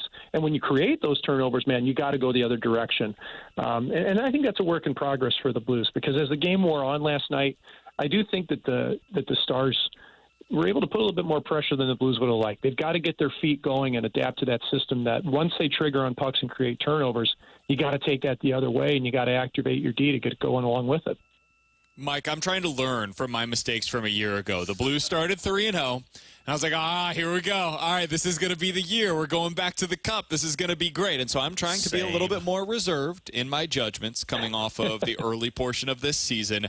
I do love the way that the schedule sets up for them, though, because I think that it allows for us to learn a lot about them over the next 6 games.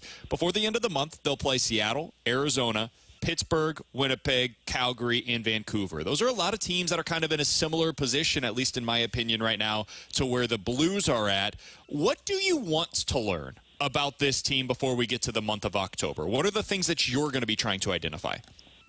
Well, I want to see how the back end shores up. I want to see if Tyler Tucker stays in the lineup, if they rotate through, if Bortuzzo's drawing in, if Berube decides to go nuclear and put Perunovic in at some point just to get a boost on the power play, if that could happen. So I'm kind of curious about that bottom pairing on the D and how they adapt to the new system as well. I thought Tucker was pretty good last. I like his physicality. Obviously, he scored, and he was a little bit lost on Ben's goal that he scored. That was scored for the Stars. But I think Tucker's got an edge to his game, and he skates a little better than it looks at first glance. So I liked his. But for me, it's what happens with the depth of the Blues. I think you can expect the top line to eventually find their scoring. Buchnevich, Tomic, Kyrou, it's going to come. And I tell you, there's still moments, though, where you see it with Kyrou. Straight-legging it through the neutral zone, man, that can't happen. He has got to skate. He's going to have to be better defensively, but it's the depth of this team. What does Kevin Hayes look like in 15, 20 games? Is Sammy Blais going to be his wingman for that? Does he bump up to second-line center and eventually maybe Shen goes off to the wing? I think there's still a lot of interest into what this lineup can look like, and it's versatile. But ultimately for the Blues, I think that third line is really going to be what's going to drive things for them. If they can get scoring out of the third line, that's going to bode well, because you saw Sundqvist last night. He's out for every important face-off. They know that they're going to get good defensive play from the fourth line with some stuff chipping in. It's that depth. Where does the depth come from? Will it be able to grow throughout the season? Mike, final one for me, and we always appreciate the time, my man. But on the offensive side, we pumped the tires a lot of certain guys on this team, feeling like the offense could be a highlight of this team this season. Obviously, you only get 1 goal last night against the Dallas Stars. Doesn't back up what we've been saying. But when does that offense as a team, do you feel like, start to click after going through a long preseason where you're really not out there with your entire roster? I think that's going to be the story of the year. And I can't predict whether, and that's no pun intended on the famous St. Louis punk, emo punk band story of the year. It just kind of came to my head. I had Page Avenue going through my head like it was 2002 here. But no, I'm curious about that, because are there game breakers on the St. Louis Blues in the lineup? Who is it going to be? Is Thomas a game breaker? Is Kyrou a game breaker? Is this completely by committee this year? I think that's going to be the big storyline. I think the Blues will defend better. I like what Mike Weber's done so far on the kill as well for this team. My question is, can they bring it? Can they find additional scoring if Vrana heats up? Is he going to be somebody who can join in? Can Sammy Blais recapture what he did at the end of last season? So for me, it's a question mark. I think goal scoring is going to be at a premium this year for the St. Louis Blues. We may look at this team in retrospect, much like people have looked at the New York Islanders over the past several years under Barry Trotz, then under Lane Lambert as well. They play good defense, which would be great for a Blues fan. We haven't seen good defense in a couple of years, but can they score? It's melding that. It's finding that unmined gold. That might have to be Vrana. That might have to be Kapanen. Maybe Kevin Hayes heats up. It's got to be one of them to be addition into Kyrou and Thomas. He's Mike McKenna, former NHL goalie. Go ahead and give him a follow on Twitter, at Mike McKenna56. Mike, it was great to catch up again, man. Appreciate the time as always. Enjoy the weekend. We'll talk with you again soon. I appreciate it. Look forward to it. I'll be at all the rinks this weekend. Kirkwood hockey. Woo! Time to go here. Squirts and Mike. Love it, guys. Thanks for having me. Thanks, Mike. Love to see it. That's Mike McKenna joining us here on 101 ESPN. That last thing that he said there is really interesting, Alex, and it got me to thinking. I actually think if the Blues end up kind of feeling like the Islanders, it's a good thing long term. Oh, my God. Yeah. Are you kidding me? And here's why I'm saying that. Man, you could fix these forward lines. You got some flexibility in the offseason. And you've got some stuff in your minor league and prospect pool that could be beneficial for you. You could have some game breakers in Bolduc, Dvorsky, and Snuggerud moving forward. You can go pay for a forward. I mean, maybe you decide, you know what, William Nylander, we've got money. We got money available going into next offseason that could potentially be coming off of our books. All right, let's Let's go ahead and explore that option for us. You can add depth of scoring because there's roster spots available there and there's money available there. And to your point, Alex, it's a really good one. They've got development that's there as well. The problem has been, in terms of like retool versus rebuild, the question that you've been asking a lot lately, T-Bone, the problem is if you get stuck defensively and you can't have any of this goal suppression that we've been talking about, and it just looks like more of the same, where the offense is like average and the defense is bottom 10 in the league, that's where you're screwed. Yeah. Because you can't move off of a lot of these contracts. They're long-term, they've got no trade clauses, and your roster spots are stuck. If you end up getting to the end of the year and you say to yourself, man, we've got 3 like really nice players that we like at the top, but then other than that, we just got a lot of guys in the middle of our lineup right now. Again, ideally, this team is just really great. But if you fall short of those expectations and you're an average team, I would rather be average for this roster with great goal suppression and a lack of depth of scoring at the end of the year than vice versa. And the interesting and intriguing part is, what does the scheme look like 3 months into the season? Because Mike is absolutely correct. We talk about it all the time. The NHL is the ultimate copycat league. The team that wins the Stanley Cup, everyone's like, all right, well, how do we do what they do? We talked about this earlier this week, T-Bone, where Ray Ferrario said, well, you got to be big on defense if you're going to be good. No, that's not true. You just need to be good offensively. But they're going zone like a lot of people are going zone because Vegas just showed it works to win a cup. What do teams do to adjust to that zone? Because December and January, is zone still working? Are you blocking the shots? Are you boxing guys out? Is Binnington not giving up the juicy rebounds? If they adjust and you don't adjust, now we're back to square one. But look, if defense gets to what one of my bold predictions were yesterday of being a top 10 team in terms of goal suppression, that's a dream come true for Doug Armstrong. And to that point, if that does end up happening for the St. Louis Blues, not only do you not feel potentially stuck, which you just mentioned, BK, it opens up so many different avenues. Because if you're just averaging goal or in goal scoring, but your defense was good in goal suppression, you can go to free agency. Maybe you do have the young prospects that come up. And honestly, if you think maybe we can even be better defensively, it opens up the avenue of, hey, maybe Krug just became more appealing, or maybe Aleti just became more appealing, rather than this offseason where it was potentially, they tried to move Krug. Krug said no, but if it ended up being another bad year, we've talked about it, that's where you get stuck, where everybody goes, I don't want to give him $6.5 million. I don't want to give Nicoletti $4 million because he's not living up to that contract. Yeah. They play well. It opens up so many different avenues for this team. And if your defense plays well, you lean into it and you say, you know what, this is great. Let's go get ourselves a actual left-handed defenseman to play with Parayko, and then we just have more depth on our defense. Or, you know what's available every year at the deadline?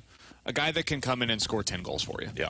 You just saw it in Ferrana and Kapanen at the trade deadline this past year. And those were for free. Yeah. You gave up basically nothing for them. But if you want it this year, Detroit Red Wings, not very good, let's say, right? Hey, if you need to go out there and get a guy that can score you 10 goals and help you out on the power play, yeah, David Perron.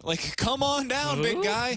Guys like that are available every single year at the trade deadline. So you'll have those options that are available to you. It's just a matter of being able to stay in it long enough to get to that point. If they're a good goal suppression team, man, it changes so much about both the present and the future flexibility for the Blues. All right, coming up next, let's dive into the junk drawer here on 101 ESPN.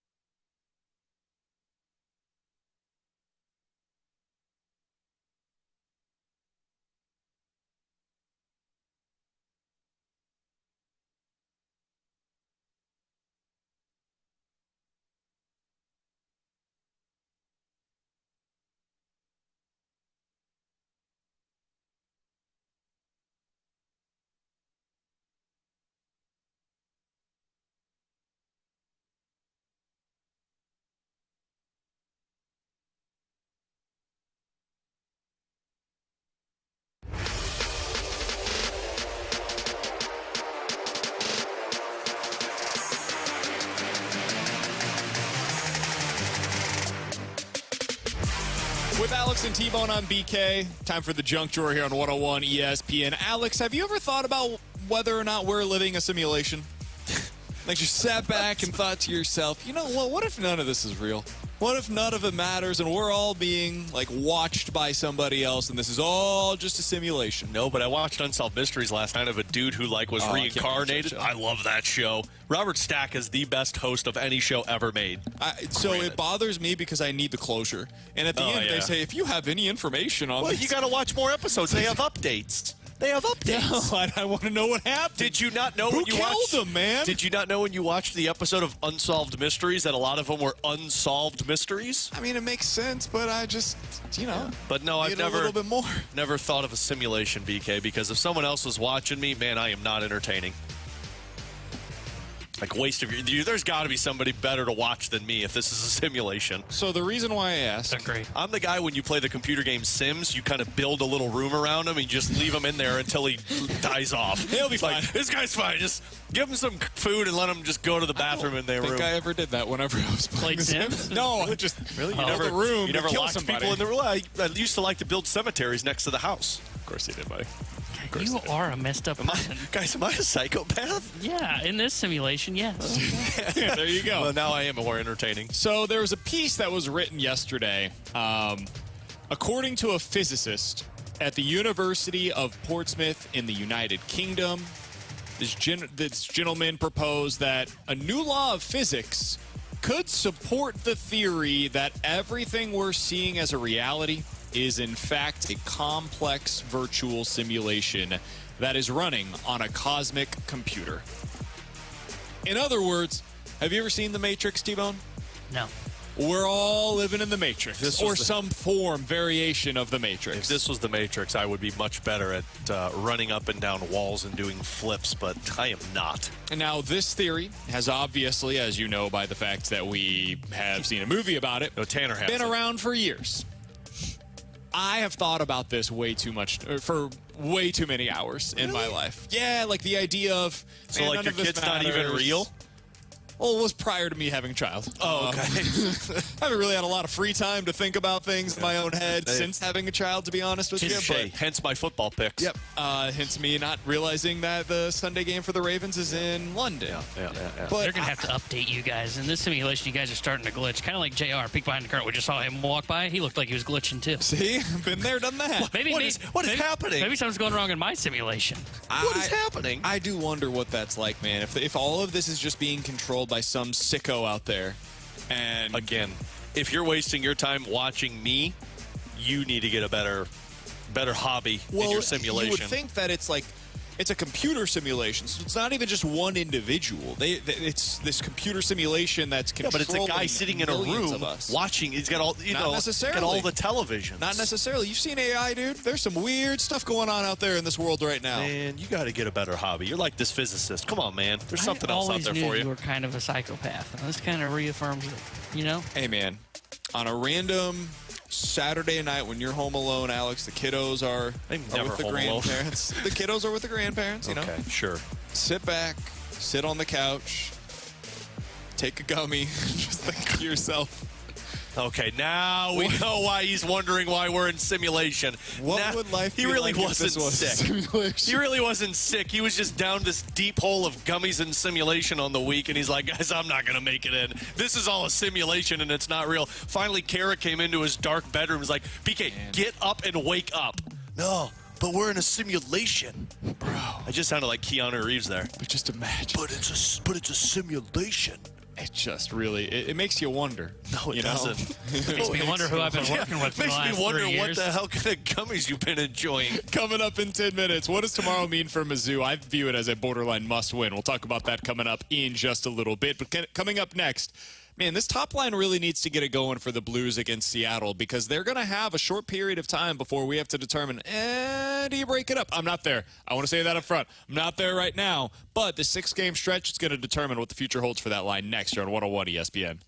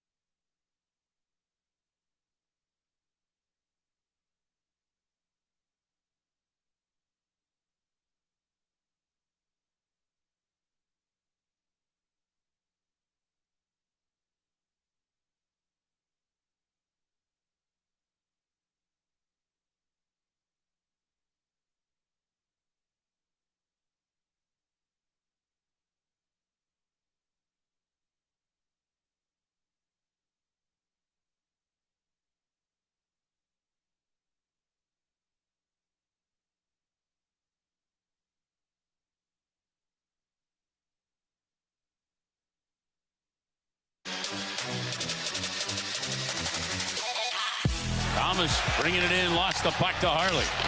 Suter goes to clear. Kyrou, great play to hold it in.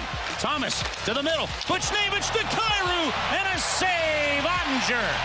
Blues 0 for 3 on the power play. They get it to Kyrou.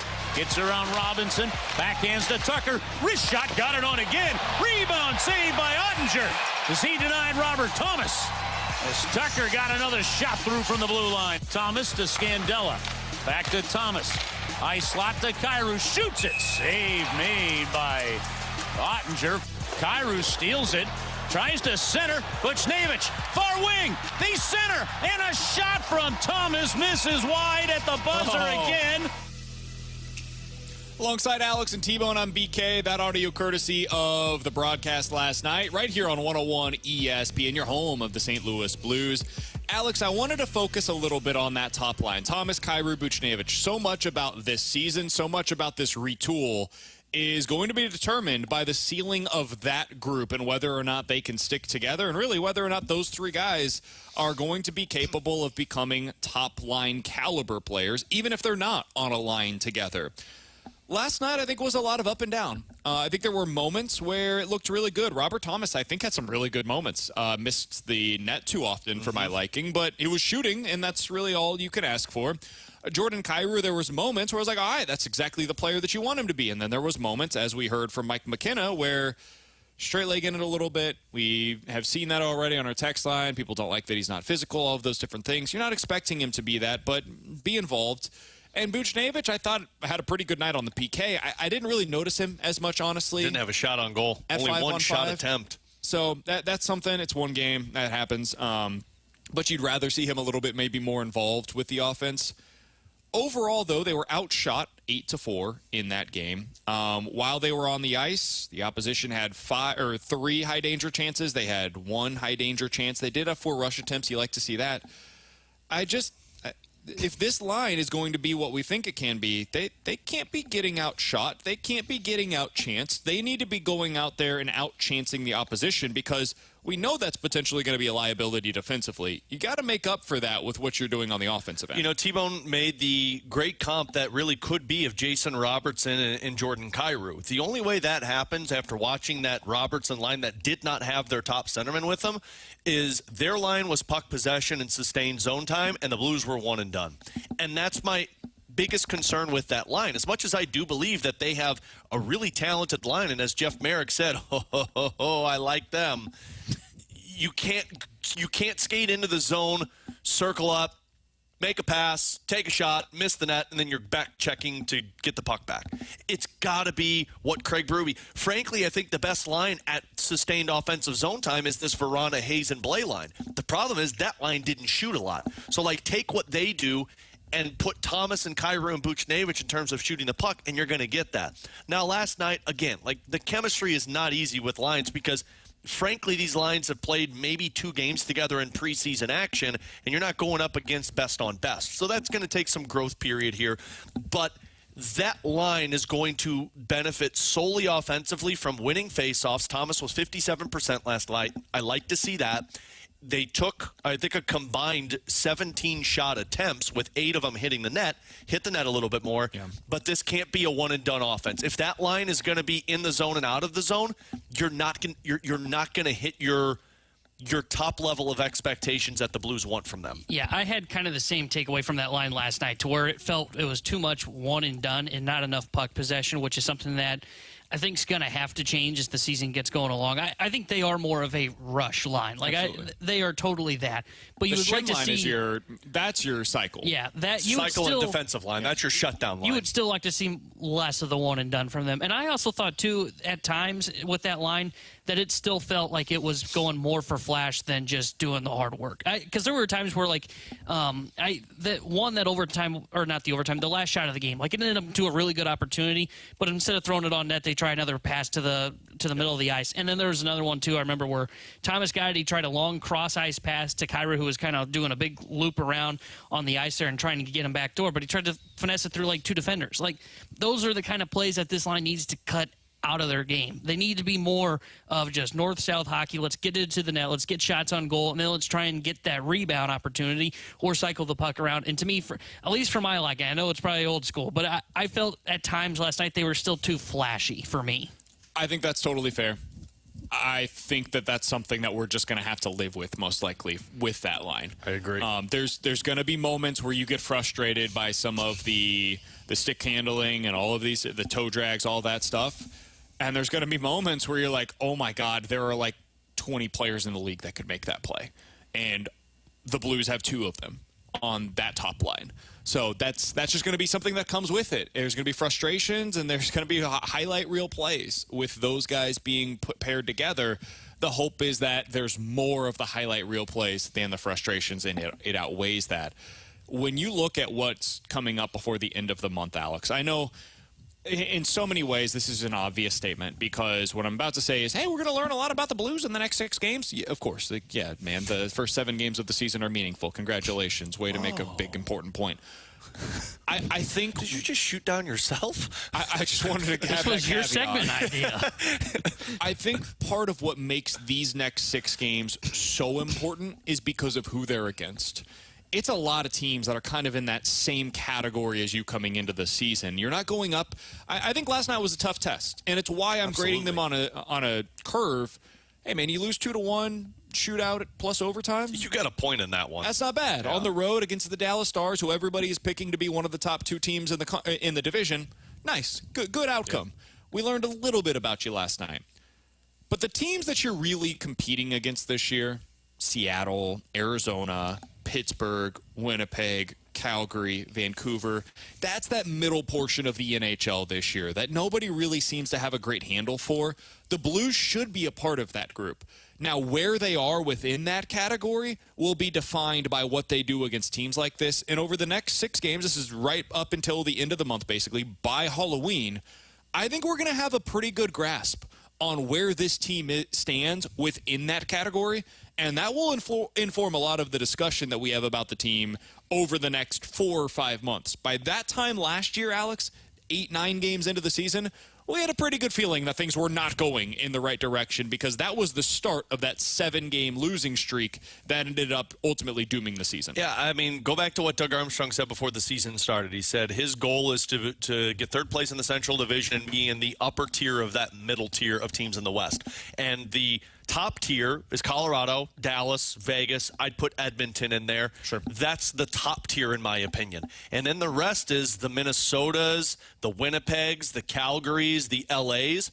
And after watching what they did against Dallas last night, they absolutely can be in the top tier of that middle tier that Doug's speaking of.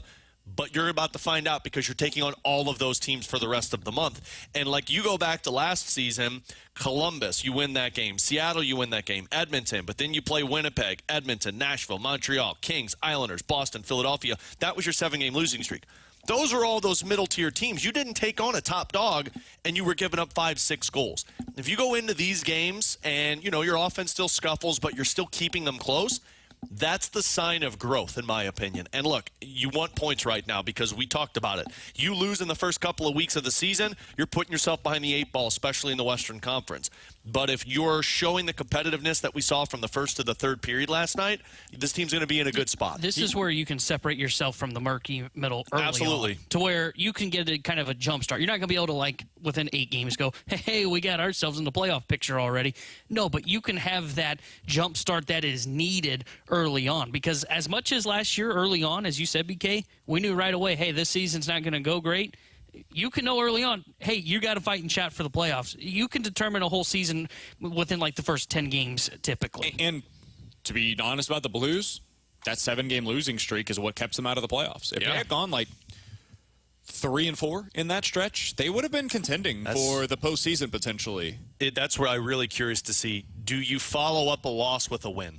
Yep. Because if you follow up a loss with another loss, we're right back. And the non-competitive loss. That was the problem last year. Is that they were not 6 goals allowed. Right? And they can't allow that to happen. It's the old quote of, you can't you can't lose or you can't win the division in the first month of the season, but you can absolutely lose it. The Cardinals did that this year. They lost the division by the end of the first month. The Padres did that this year. It was over. They had no chance of getting back into it. They tried. They battled up until the final week of the season to get back into the playoffs. Nobody told Josh Hader, but they tried. And the Blues last year did the same thing. They lost the division or any chance to be a part of that conversation by what they did in the first month. Hopefully this year they're able to avoid that. We'll see them back in action tomorrow night. Blues versus Seattle Kraken home opener. Alex has your pregame coverage tomorrow beginning at 6 o'clock. Puck drop for that one tomorrow at 7. Coming up next, speaking of tomorrow night, Missouri will be back in action against Kentucky on the road in Lexington. They have not won there in a decade. Tomorrow's as close to a must-win game as you're going to have on this schedule, in my opinion. We'll explain why coming up next here on 101 ESPN.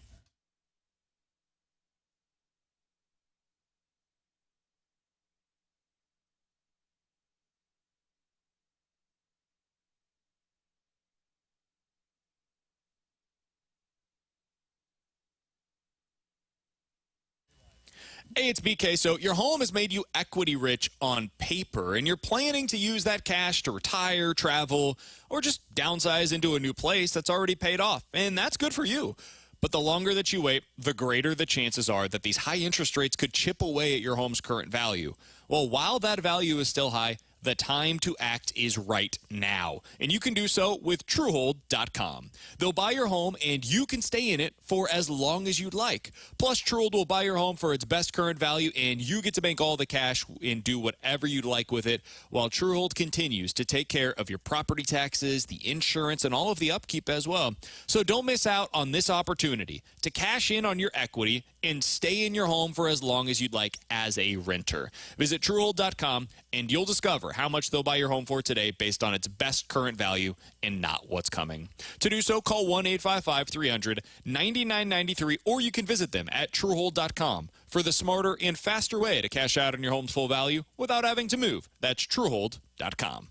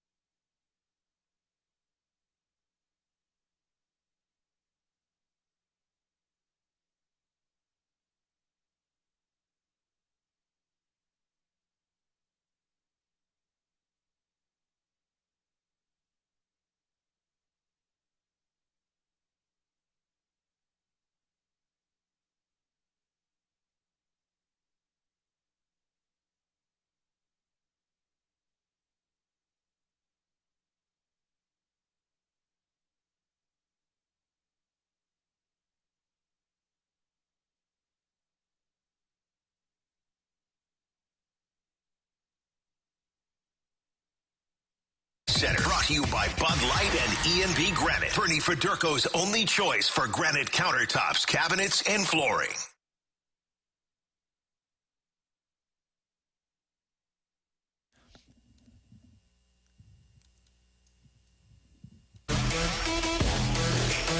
Alongside Alex and T-Bone, I'm BK. You got BK and Ferrario here on 101 ESPN. Our Missouri Tigers, Alex. Woohoo! M-I-Z-Z-O-U. Back in action tomorrow in Lexington, Kentucky, where they have not won. They're Wildcats. That was really good. Thanks, man. I'm pretty good at Really Wildcats. good. I don't know if we you were do the that. Wildcats in high school, and I was too. It sounded just like that. Well, actually, grade school. I was a Warrior in high school. What was your high school Tigers. mascot? A white squirrel. We know Everybody's that. the Tigers. Yeah. What's a tiger? Including Missouri, by the way. What's a tiger? Is that more tigers? It's I just threw up in my mouth a little bit. I think you broke our screen. The echo's back. Oh, way to go. Great. You broke our screen with that sound. All right, enough of that. So tomorrow, Missouri, I've heard it 3 different times in 7 different places in my head now because of this stupid echo. So the Tigers are on the road tomorrow in Kentucky. This has been a house of horrors for Missouri over the last 9 years, basically, Alex. It never goes well. There's always a horrendous call that somehow goes against Missouri. Blaming the refs. Offensive pass interference that doesn't get called. A blatant decision that ends up going against them. The ref holds the ball for like an extra 15 seconds instead of placing it down, and Missouri doesn't get an opportunity. We're playing a lot of the blame game right now, man. Yeah, Illinois, we don't make these kind of excuses. Yeah, because you're not in games that are games. close at the end. Close at the end. Well, it is the wildest way to finish any of these games. It always happens in Missouri versus Kentucky. So I'm fully prepared to get kicked in the groin once again. That being said, guys, the other day I said the way that this Missouri season ends in success is 9 victories. And the path to 9 victories almost has to, in my opinion, include a win at Kentucky. Mm-hmm. Because you go down the stretch, you got to get 4 more the rest of the way to get there. I did the math, I think, correct there. If you end up losing against Kentucky, you have to beat South Carolina, you have to beat Florida, you have to beat Arkansas, and then you probably have to pull off an upset against either Georgia or Tennessee. That's not an easy path forward. Kentucky is the one that I think they can get. Kentucky's defense is very susceptible to the pass this season. It's really good against the run, but against the pass, they are not very good. Their passing game has really struggled so far to get their way off of the ground. Devin Leary was one of the top transfers in the portal. He has not been very good. His receivers have serious drop issues. Their freshman stud from a year ago has not advanced in the path that Luther Burden has. They were hoping he could be similar to Burden for the Kentucky offense. It's been tough. And last week they got embarrassed against Georgia.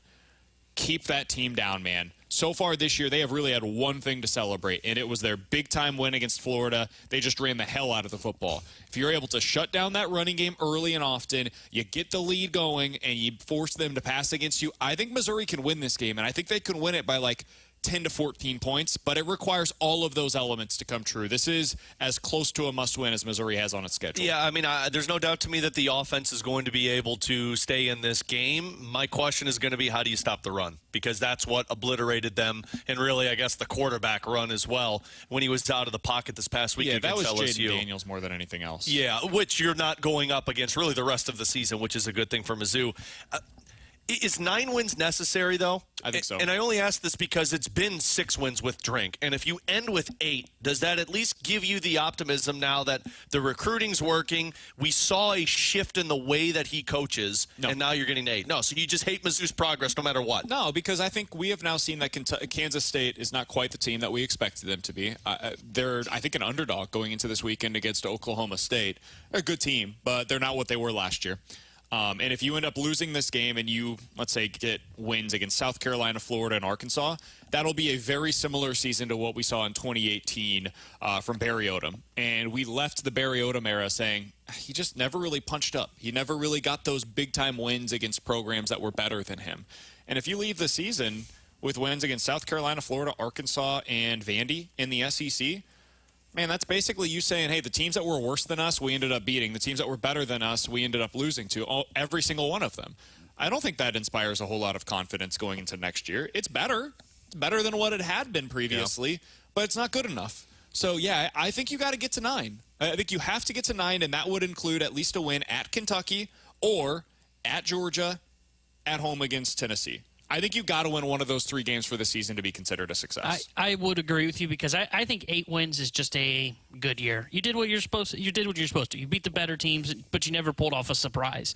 And I think if you're going to view it as a successful year for Eli Drinkwitz and being able to get the offense that they have right now, then a successful year is you pull off an upset here. And I agree with you. Kansas State, don't get me wrong, that was a good one at the time. Absolutely. It's not looking like as impressive a win now as it did when it happened. And they deserve credit for it. They pulled it off, and that was a program that beat the snot out of you last year. So you had to find a way to win that one. There were 2 games. I heard Tim say this earlier today, and I think he's 100% correct.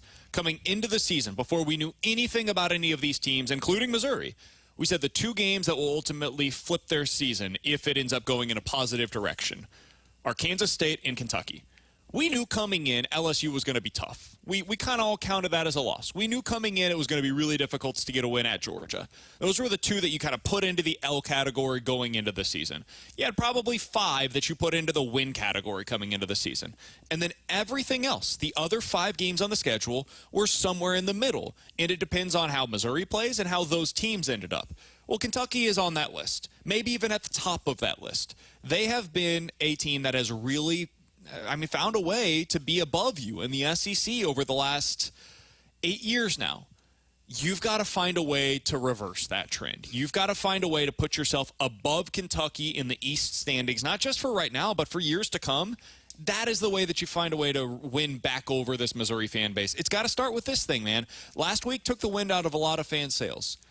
You can put it back in if you get a win against Kentucky on the road. All right, speaking of Kentucky, there was a caller that called into Mark Stoops' coach's show earlier this week, T-Bone. And the caller said, what do you think about the fact that you have only won 2 SEC games against teams that finished with a winning conference record since you arrived at Kentucky? So in 11 years, he has only won 2 games against teams that finished the year 5-3 or better in the SEC slate. This will go 2 games. Well. The reason why I bring that up is because if that was the future for Mizzou, now again, Kentucky, pretty solid program overall, consistently 7-8 wins every single season. If that's what the future looked like for Mizzou under Eli Drinkwitz or Illinois under Brett Bielema, head coach. Oh, sorry. Yeah. How would you feel about that being what your program is? You don't really punch up. You don't beat Georgia, Tennessee. If you're Illinois, you're not out there beating Ohio State, Penn State, or anything like that. But you're consistently getting to 6, 7, 8 wins every year. How do you feel about that? So I think I think it's true for both programs because I think if you start to do that, like when that first starts to occur, like it could be the first year, that could be this year for Missouri. I think fans for the first year, maybe 2, look at that and go, okay, now we're talking. Now we got a team that is building some success in conference play, a team that is at 8 or 9 wins each year. I think after 2 years, though, of that, every program expects to take that next step. Even if, like, you set the stand, like if you're honest about an Illinois football program, you maybe make when the playoff expands, you maybe make the playoff like once in a blue moon, like maybe once every 50 years. But I think a lot of fan bases, though, like when we talk about like trajectory of a program or we talk about trajectory of a player, everybody always expects that continuous line that's going to go up and always see improvement. So I think for the first 2 years, I think an Illinois fan base, a Mizzou fan base would go, all right, this is what I'm talking about. 8 wins, 9 wins. Drinkwitz got the recruit machine going. We're in this. But then there's always going to get to that point where it is, we got to take that next step. And I don't know if they can take that next step. And that's when people would start to become critical of, we're just winning 8 games. We're just winning 7 games. And that's what's going on at Kentucky right now. Gary Pinkel effect. Yeah. Gary Pinkel had this exact same thing at Mizzou for 12 years. In his time at Missouri, there were a lot of fans and some media members that were critical of the fact that he couldn't get over the top. And that dude ended up going to, I believe it was 4 conference titles in the Big 12 and SEC combined in a 10-year stretch. And that was not good enough at Missouri. Like, for most fans, I think they appreciated it. I think there were some, though, that in the middle of it thought it was underwhelming. Now, to be fair, Kentucky hasn't necessarily done that. They haven't been getting to conference titles. But since 2016, they've won 7, 7, 10, 8, 10, 7, and now they're 5-1 this year. That's a pretty darn good track record right there for Mark Stoops. If it took place at Missouri, Mizzou fans would be disappointed. Yeah. It's got to be better than that at Mizzou. Not on a consistent basis. The consistency there is, I think, exactly what Mizzou fans are looking for. Your worst years are 7 wins. Your best years, you're getting to 10 or so. What Mizzou fans would like to see more of, though, is the ability to be, in the best years, 11-1, get to the SEC title game. 10-2, playing for a New Year's Six Bowl. Those are the kinds of things that Missouri want. I don't think the ceiling that we've seen from Mark Stoops is high enough that Missouri fans would be content with what they would be watching. I agree with that 100%. Not sure what you wanted me to say. I agree. I think there is 100% truth to it, and I think the pressure will ramp up as the playoff expands too. Because absolutely, as much as we talked about this probably a year ago when this was kind of announced, Big Ten next year, there are no divisions. SEC is going to move towards that where there will be no divisions, where it is going to be very tough to get to the conference championship game if you're a program like Illinois. Illinois, the only reason they had hope of getting to the Big Ten championship game last year, the Big Ten West was a bunch of garbage cans floating down the road. Man. That's how it works. That's what you need. Like Missouri in 2013, garbage cans floating down the road. Missouri comes through, punching down the door, and they find a way into the title game. You don't have to ask for forgiveness for how you got there. Just get there, dude. Yeah. But if Missouri ends up finding a way to backdoor their way into the SEC title game this year because Georgia, their quarterback gets hurt, Brock Bowers gets hurt, and they end up losing 2 games, that'll be celebrated. Hey, man, great. You should celebrate the hell out of it because accomplishments like that are hard to come by in today's version of college football. So, any version of college football.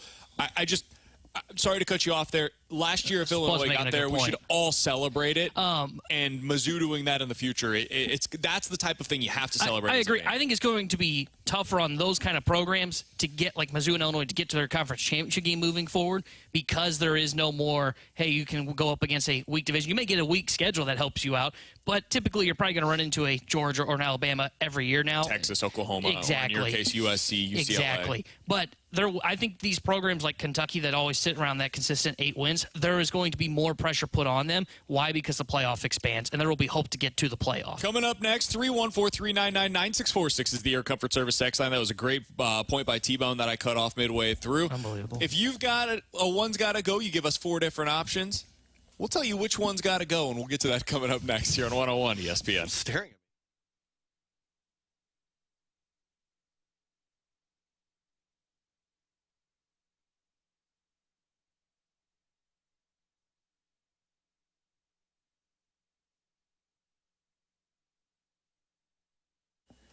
Alex Ferrario with you to talk about Ted Drew's famous frozen custard, a St. Louis tradition. It's been around since 1929, and it's open in Chippewa, on Chippewa, for that delicious frozen custard. And look, whatever your heart desires, if you're wanting the concrete, the sundae, the malt shake, they've got all different flavors. You can combine different flavors. Look, me personally, I love my Oreo concrete. My daughters, I've already got them obsessed with it. But you could go the City Red. It's the new flavor based off of City SC's success. Ted's delicious vanilla custard. It's blended with maraschino cherries, coconut flakes, Dad's Scotch oatmeal cookie. You can get it as a concrete or a sundae. So many different options, and get out there with the family. Make it a family tradition. And when you're out there, walk across the parking lot and check out their gift shop. You could shop for a variety of unique Ted Drew's apparel. You could get souvenirs, gift cards, the perfect gift for your special someone. And they've got kids and adults, clothing, hats, drinkware, so much more. So get on out to Ted Drew's, start that family tradition, and go get the famous frozen custard. 94 years, 4 generations, Ted Drew's. It really is good guys and gals.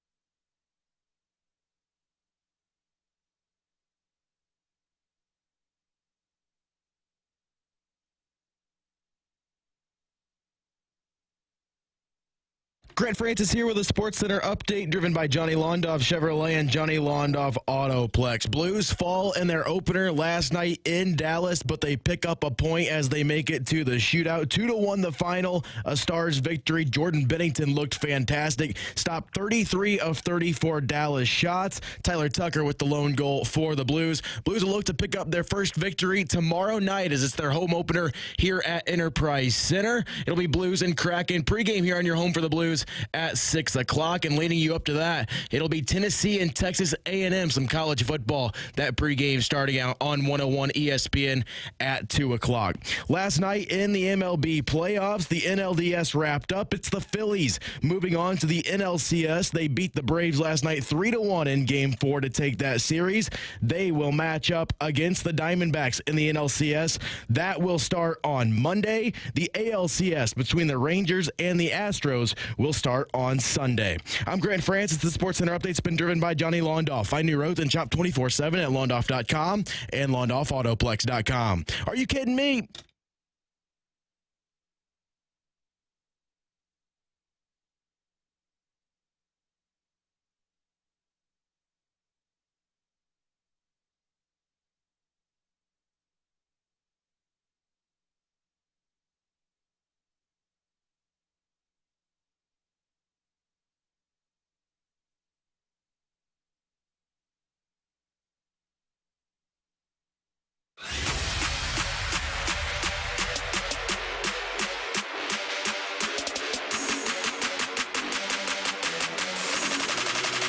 Count that big pen.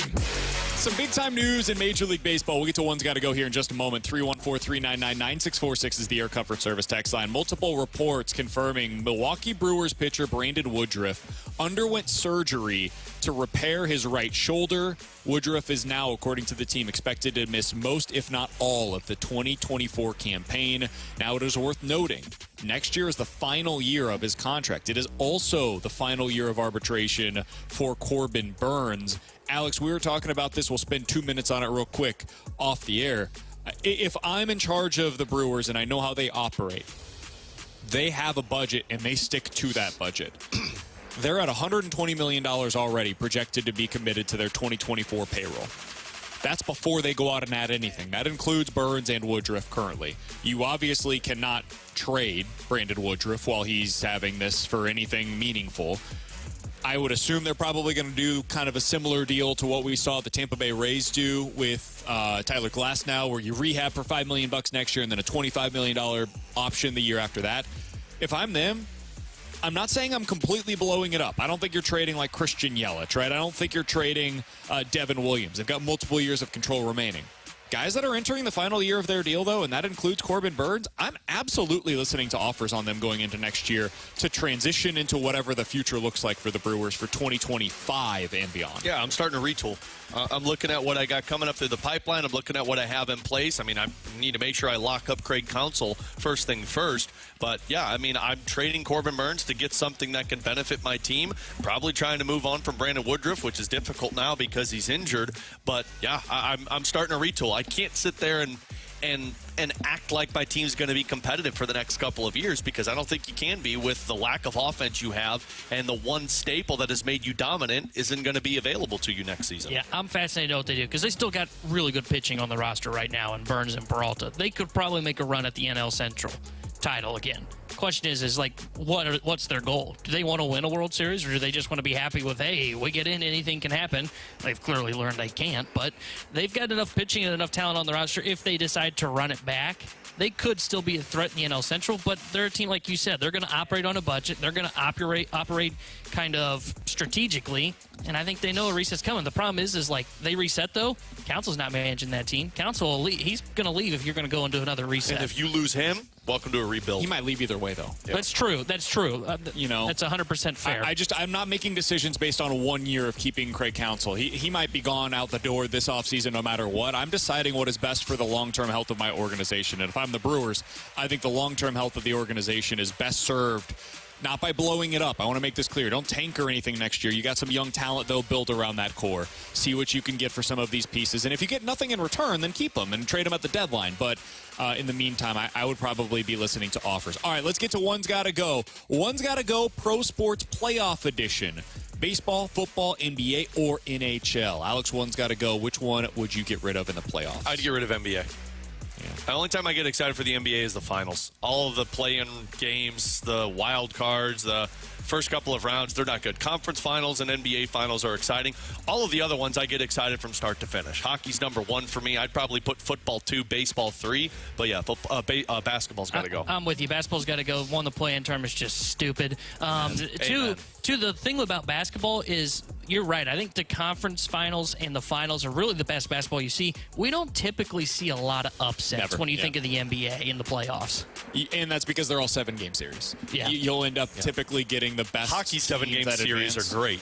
Basketball, not so much. Yeah, 7-game series can get a little long, especially early on in the postseason. I'm going with the NBA as well, despite the fact that I love the NBA playoffs. But, I mean, every playoff format is really good. It's just a matter of which ones are the best. Some playoffs are good until you get to the conference finals. Some are great from the start, and that's where basketball falls. One's got to go sports bar food edition. Sliders, wings, pizza, or nachos. I'm getting rid of pizza. If I'm going to a sports bar, sliders, wings, nachos, those would be my preferable choices. Now, I love pizza, don't get me wrong, but if I'm going to a sports bar, that's not my top choice.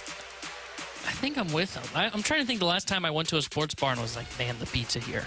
It just hasn't happened. Pizza's just always such a good complimentary piece to wings, in my opinion. Like, if I'm going to get wings, I love having me some pizza with it. So that's why it's like nachos and sliders. And I feel like the nachos for me are like the side chips with my wings and pizza. So I'd probably get rid of sliders. Because when I go burger, I go burger. That's fair. 100%. That was an intelligent breakdown by me. He almost changed my take. All right, final one here, guys. One's got to go if you were a high school football recruit. Georgia, Oregon, Oklahoma, or Ohio State. Georgia, Oregon, Oklahoma, or Ohio State. Okay, Ohio State's out. Really? I don't like the weather in Ohio. That is fair. I went to Columbus last year. So you it was said freezing. Georgia, Oklahoma, and Oregon? Well, that would be your out. If Ohio State's out, they're out.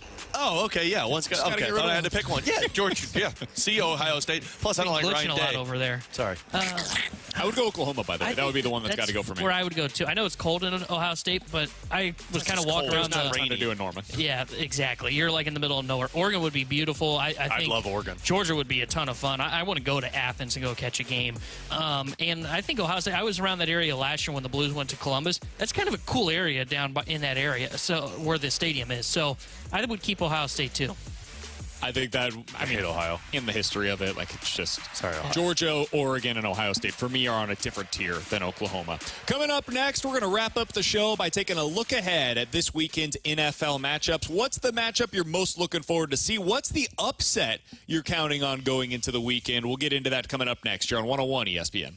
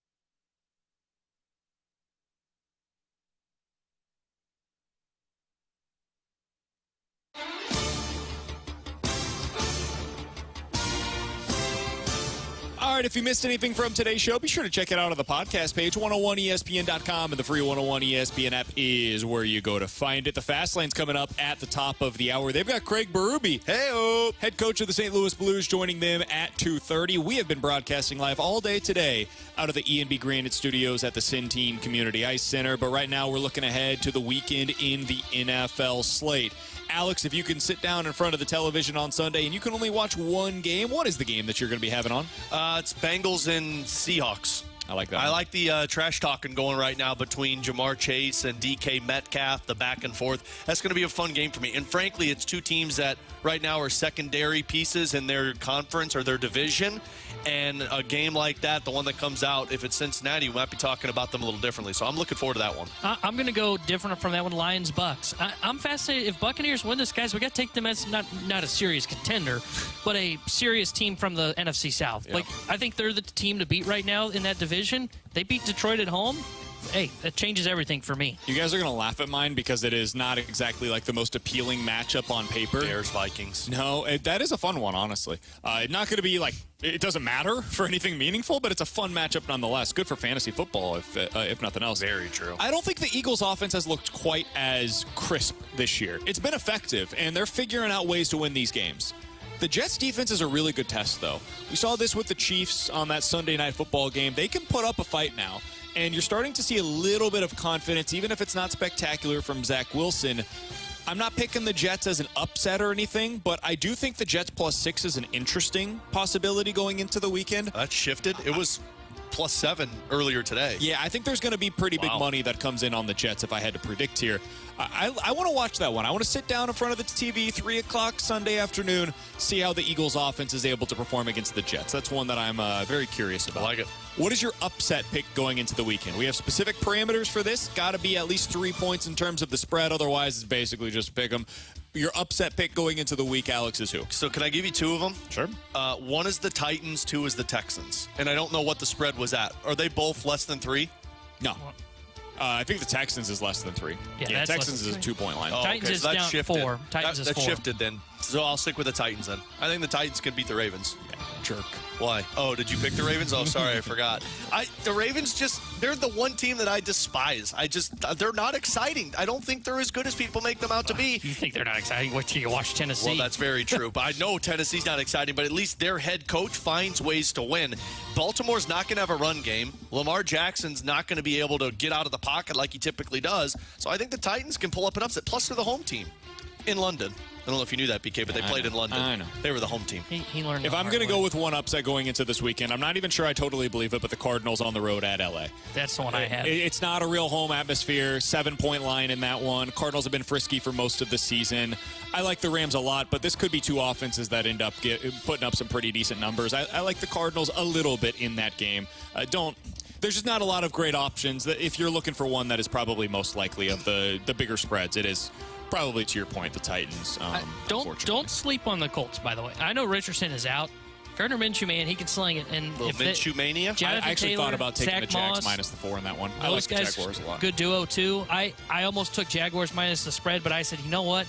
Gardner Minshew's played okay when he's been back behind center, so maybe he could surprise Jacksonville and get a win. All right, final thing we'll get out of here on this very quickly, Alex. Who's the team that can gain the most in your mind if they win this weekend? Probably the Eagles, just because that offense hasn't been impressive, and that's a tough defense to go up against with the Jets. So I would say the Eagles. It's the Bucs for me. I took the Lions side of this one because I don't believe in the Buccaneers right now. If you are able to get a win against a legit threat in the NFC, at least in my mind, I'll have to start taking you a little bit more seriously as somebody that's probably going to make the playoffs this year. So the Bucs for me are a team that can absolutely gain a lot. The Bucs are the only team to me that really stands out as can gain a lot with a win. Win against a team that's supposed to be like what, top tier in the NFC? Yeah. You're in the conversation as a team to watch out for. Maybe the Colts, since it's that conference, prove you can survive without Richardson. Yeah. I think either the Bengals or the Seahawks could gain a lot based on a win in that game as well. That's a really fun one. I liked your pick there. For Alex and T-Bone, I'm BK. Hey, enjoy the weekend, guys. Mizzou, big game tomorrow. Big NFL spread as well. Blues back in action tomorrow evening. Alex has the call for that one. He'll be on the pregame coverage for that one starting at 6. Curbs and Joe on the call at 7 o'clock right here in your home, the Blues 101 ESPN. Coming up next, it's time for the Fast Lane. They've got Craig Berube coming up at 2:30.